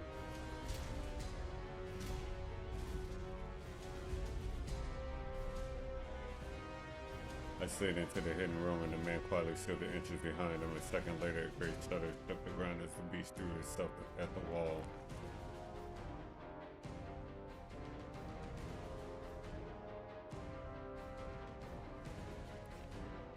The old man held a locust light to illuminate the hidden chamber, and I saw stacks of books and study scribbled notes scattered everywhere. Among one particularly thick stack, I found what appeared to be the second half of the report I had read previously, perhaps as well as secret study. I grabbed a sack of papers and ran after the old man. From behind me, I heard the sound of a wall collapsing under the beast's blows. In terror, I ran through the darkness, not daring to look back. Minutes later, we burst out of what appeared to be a secret entrance hidden behind a rock near the ruins. Luckily, it seemed the monster hadn't followed.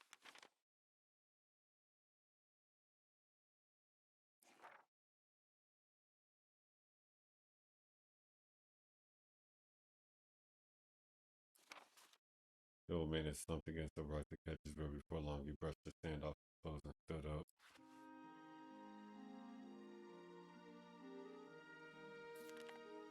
It seemed the old man had grabbed a little bit of treasure on his way out, and generously he offered me half.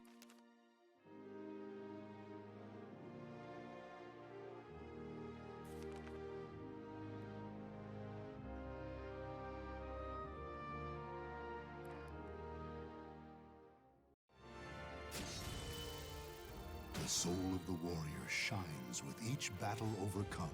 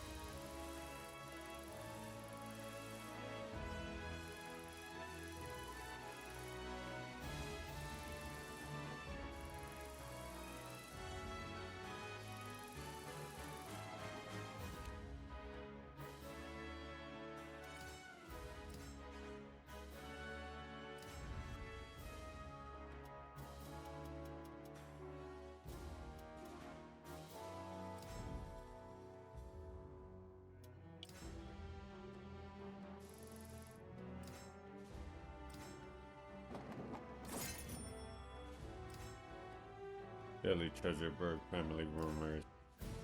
During my travels, I stopped at a small roadside settlement. As I enjoyed my breakfast at the inn, the owner and the visitor travelers struck up a conversation.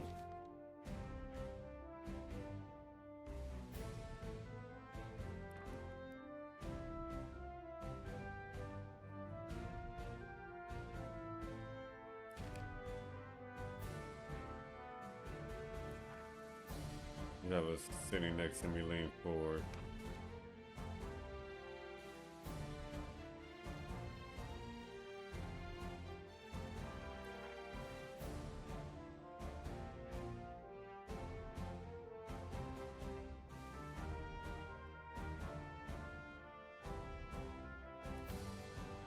As we finished speaking, the owner was called away by another patron.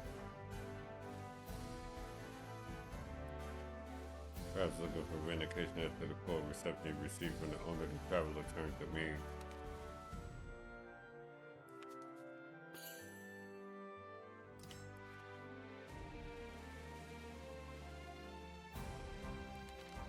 The traveler stared at me as if making some sort of calculation.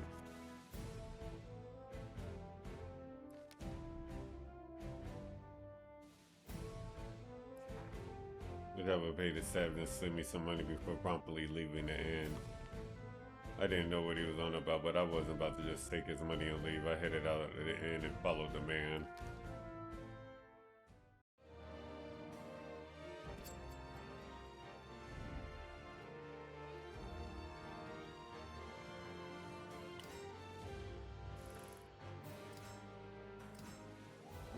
A new fighter stands before you.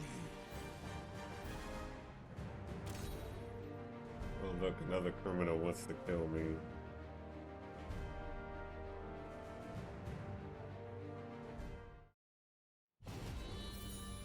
Light.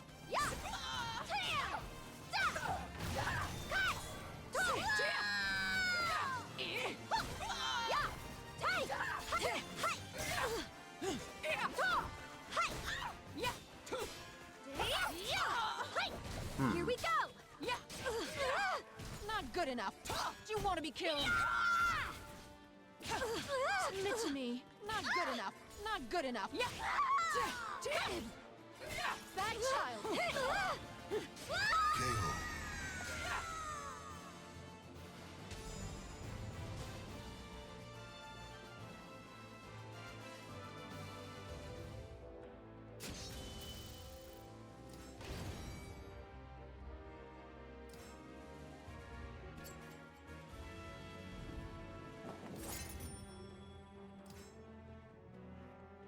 treasure guardian.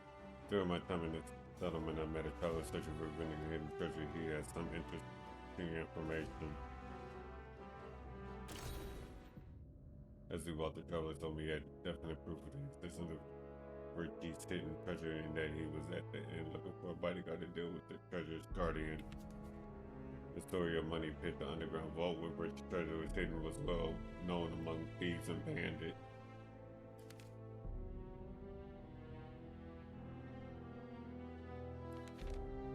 In the letter, his brother said that after he found the island where the money pit was located, he took some of the treasure and hid it in the mountains to the east.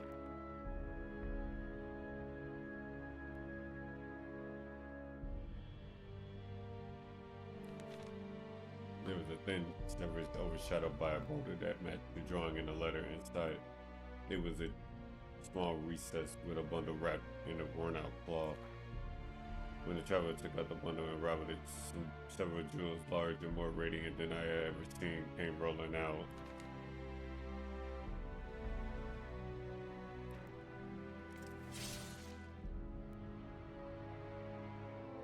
Suddenly, a smile still fresh on his face. The traveler fell flat onto the jewels from the massive spur of blood that erupted from his neck. It was obvious he was dead. Behind him stood a strange-looking man, holding unusual weapons in each hand. Voldo?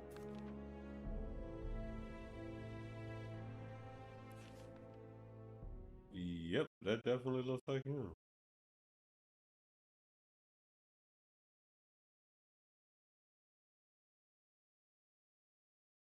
Battle 1. Fight!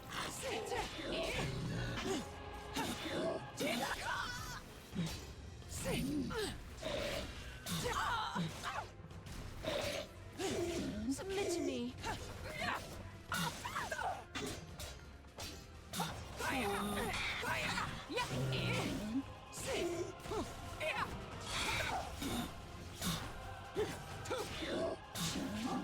Submit to me.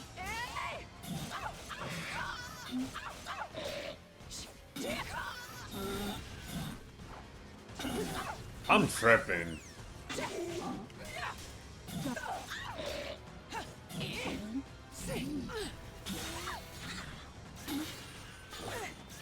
I'll punish you later.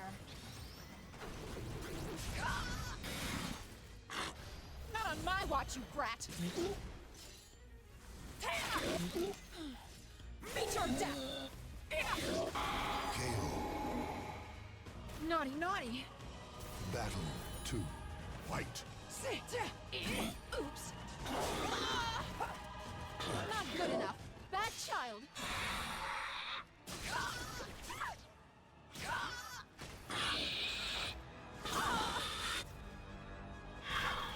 Tuh.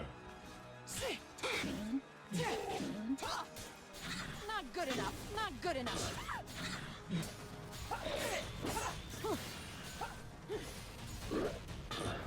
I'll play with you.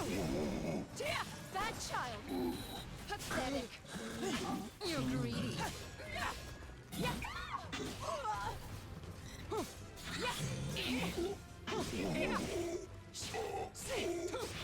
Go.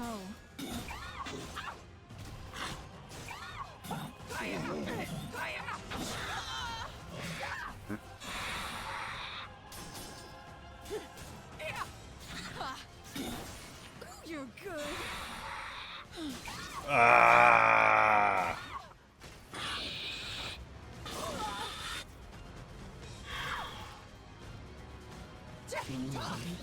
Go. KO. Final battle. Fight!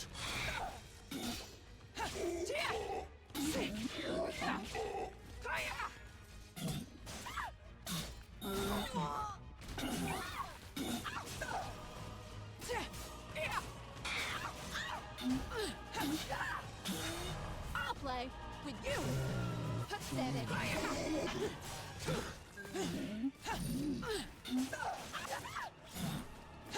Submit to me. Not on my watch, you brat. Nice block.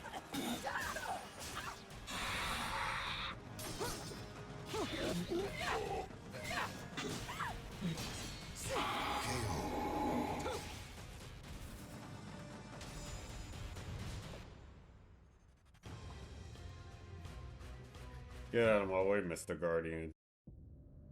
Just when I thought I defeated the man still promoting the groups that supposed began to slither towards him with surprising speed. One little tiny rag kicked them into the rocky debris where the treasure had been, then sprinting down the mountain without looking back. Was he the guardian of the money pit? I only hope that I didn't run into him again. The soul of the warrior shines with each battle overcome.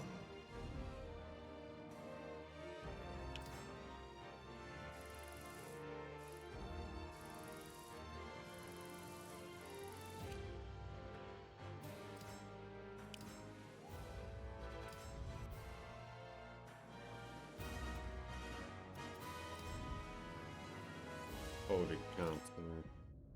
Traveling by yourself is a lonely thing, and I miss having good company. The road was long, but eventually arrived at a town that had seen better days.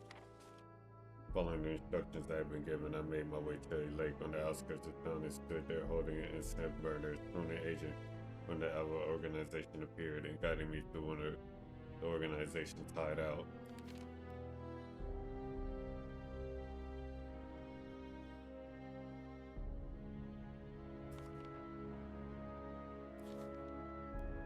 Dion and this table waiting for me. Apparently, everyone had been keeping close tabs on my movement. They had known I was coming. When I told them what I was doing and about this black demon, Dion fell silent for some time.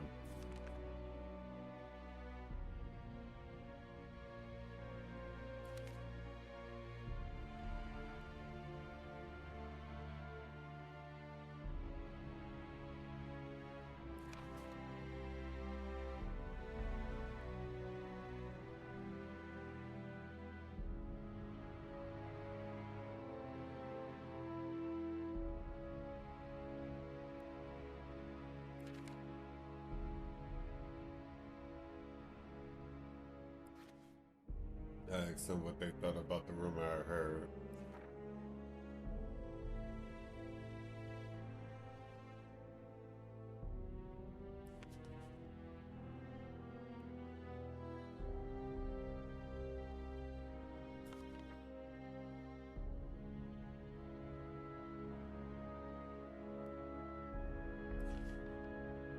I had no problem helping them, but needed to know what that entailed.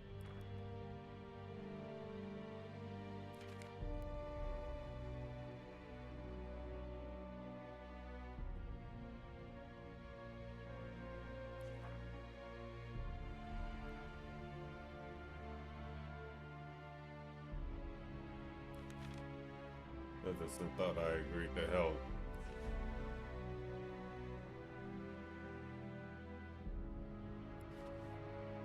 I gave a small nod and Dion told me the information I needed.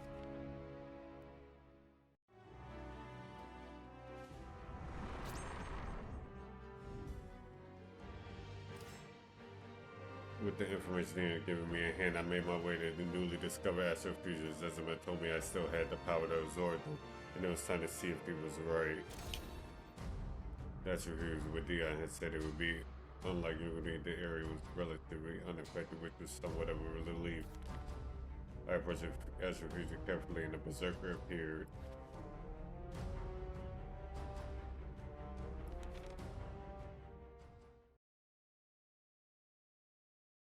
You risk your honor for victory. Okay. Battle 1. Fight. Do you want to be killed?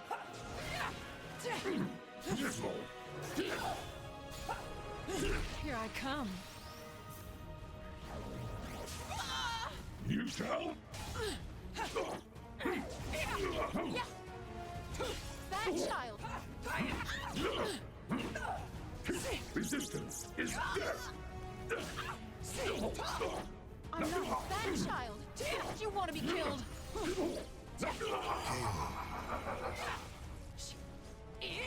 Battle 2.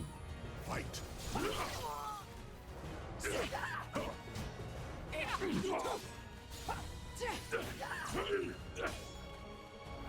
I'll play with you.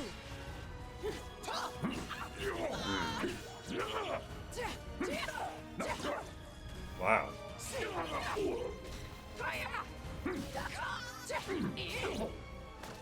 to me. You want to be killed.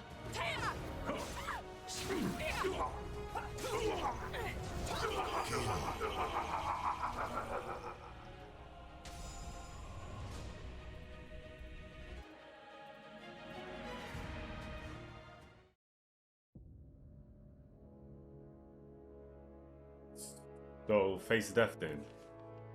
With the berserker defeated, I walked over to the Astral Chaos. As I stretched my hands towards the Astral Chaos, I felt two forces tugging at me from the other side. In my mind, I heard a voice from my dreams, and two swords appeared. Which symbol of power would I choose? Soon the Astral Chaos vanished.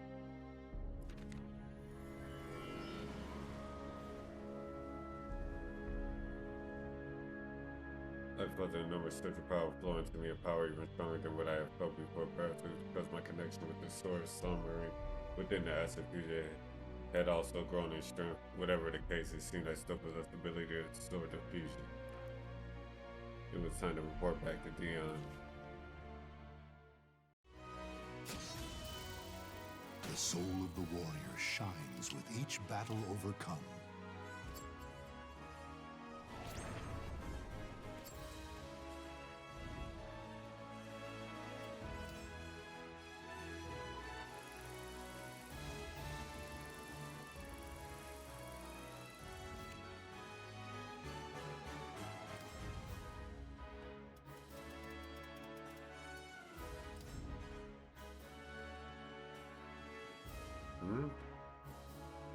Footsteps of White Wolf's journey. In escape refugees, Ed mentioned to me two intriguing characters. His appearance, especially his strange eyes, left an impending impression on me.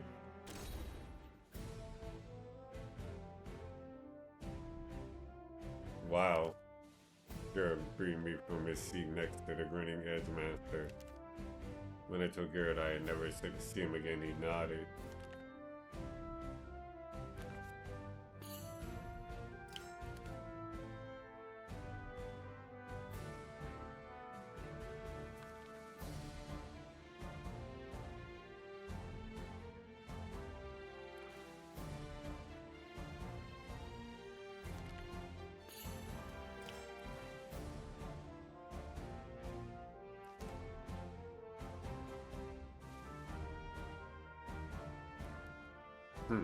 Behind Garrett's casual tone, sense of hidden amusement.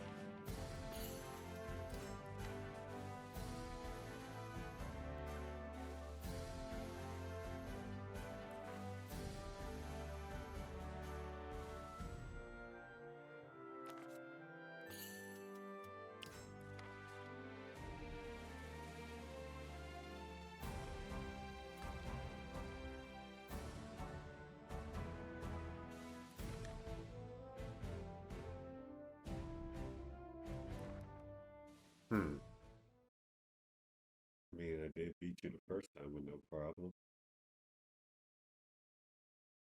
This time, we'll pretty much be the same. Come on, Jared, the Raptor. Battle 1. Fight. Stay down. Stay down.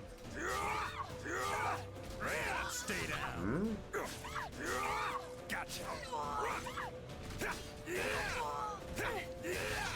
Wow. How about this? Gotcha.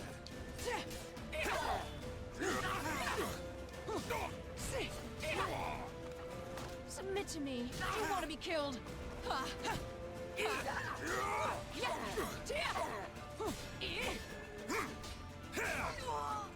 Stay down. Gotcha. Submit to me. This isn't good. You're done. What? Burn. KO. Battle 2. Fight. You want to be killed.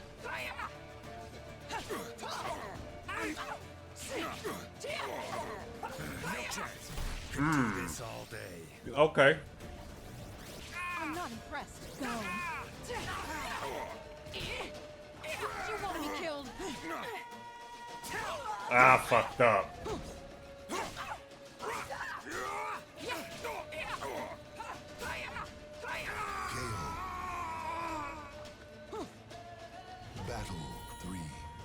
Do you want to be killed? Come on.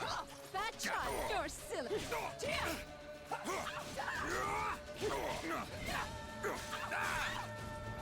I'll play with you. Let's dance. Steady. Let's dance. Oh. Stand up. Now taste my steel. Not your lucky day. Too slow. Let's dance. Stand up. Now taste my steel. Not your lucky day.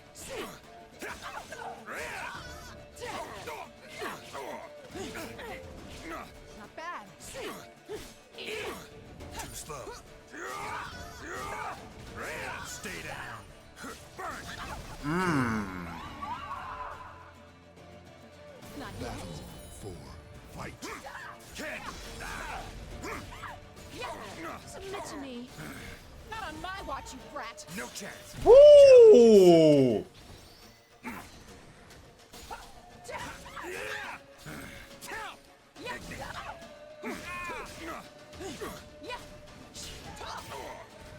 You want to be killed? Too slow. I'll play with you. Come on, Gerald the Witcher. Submit to me. That child. Calm down. I could be saying the same to you. You're mine. Let's dance. Nice combo. Stand up. Now taste my steel. Not your lucky day. Burn. That child. Tougher than I thought. Battle. This. Yeah. Come on.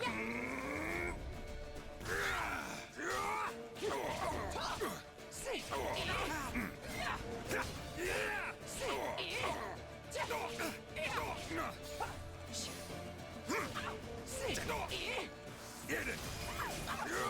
Burn. Doesn't that feel? Go. Do you want to be killed?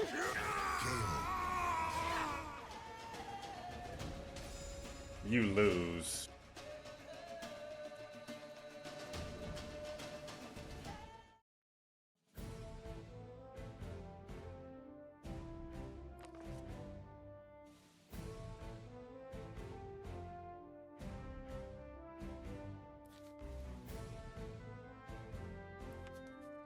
I will, and I have been.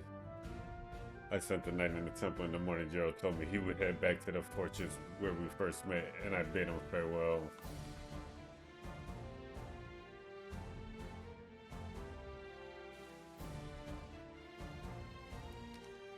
That means Mitsurugi beat him.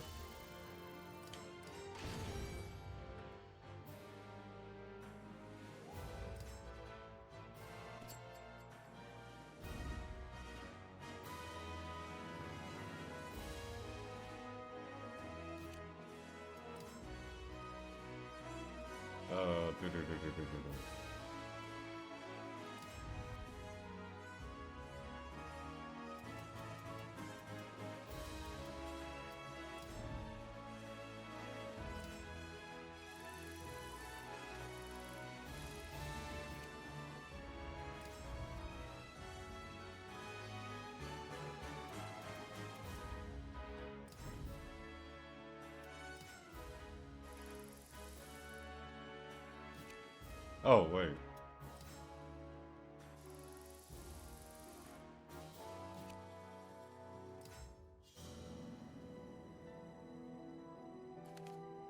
Once again, I'll find myself the Aval organization-based meeting with Dion in the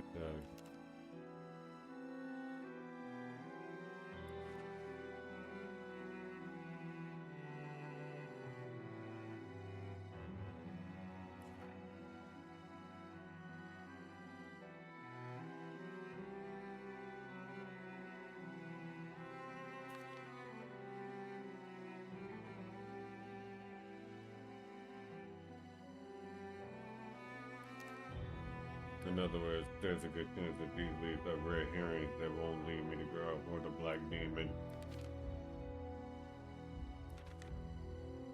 I nodded. At this show pause, Natalie spoke.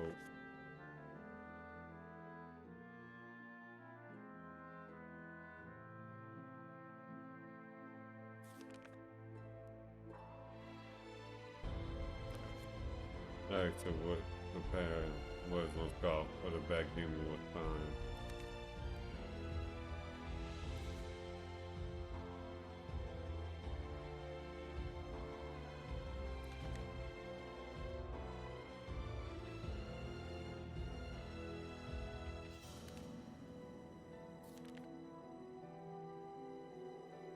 Natalie hesitated.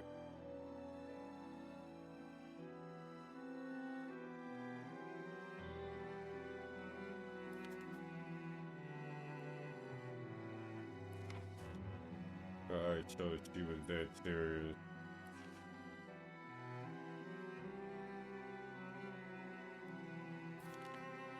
Then beat me through, and I left the Aval base behind.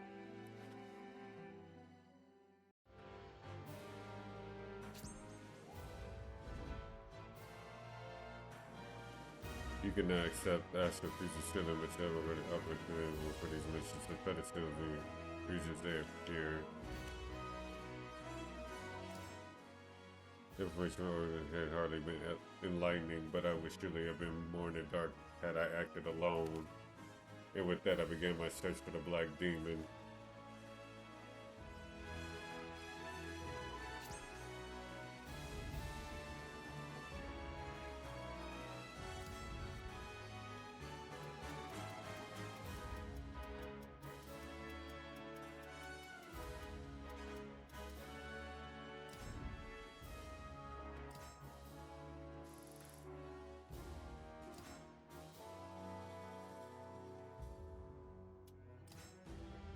You know what, take that back.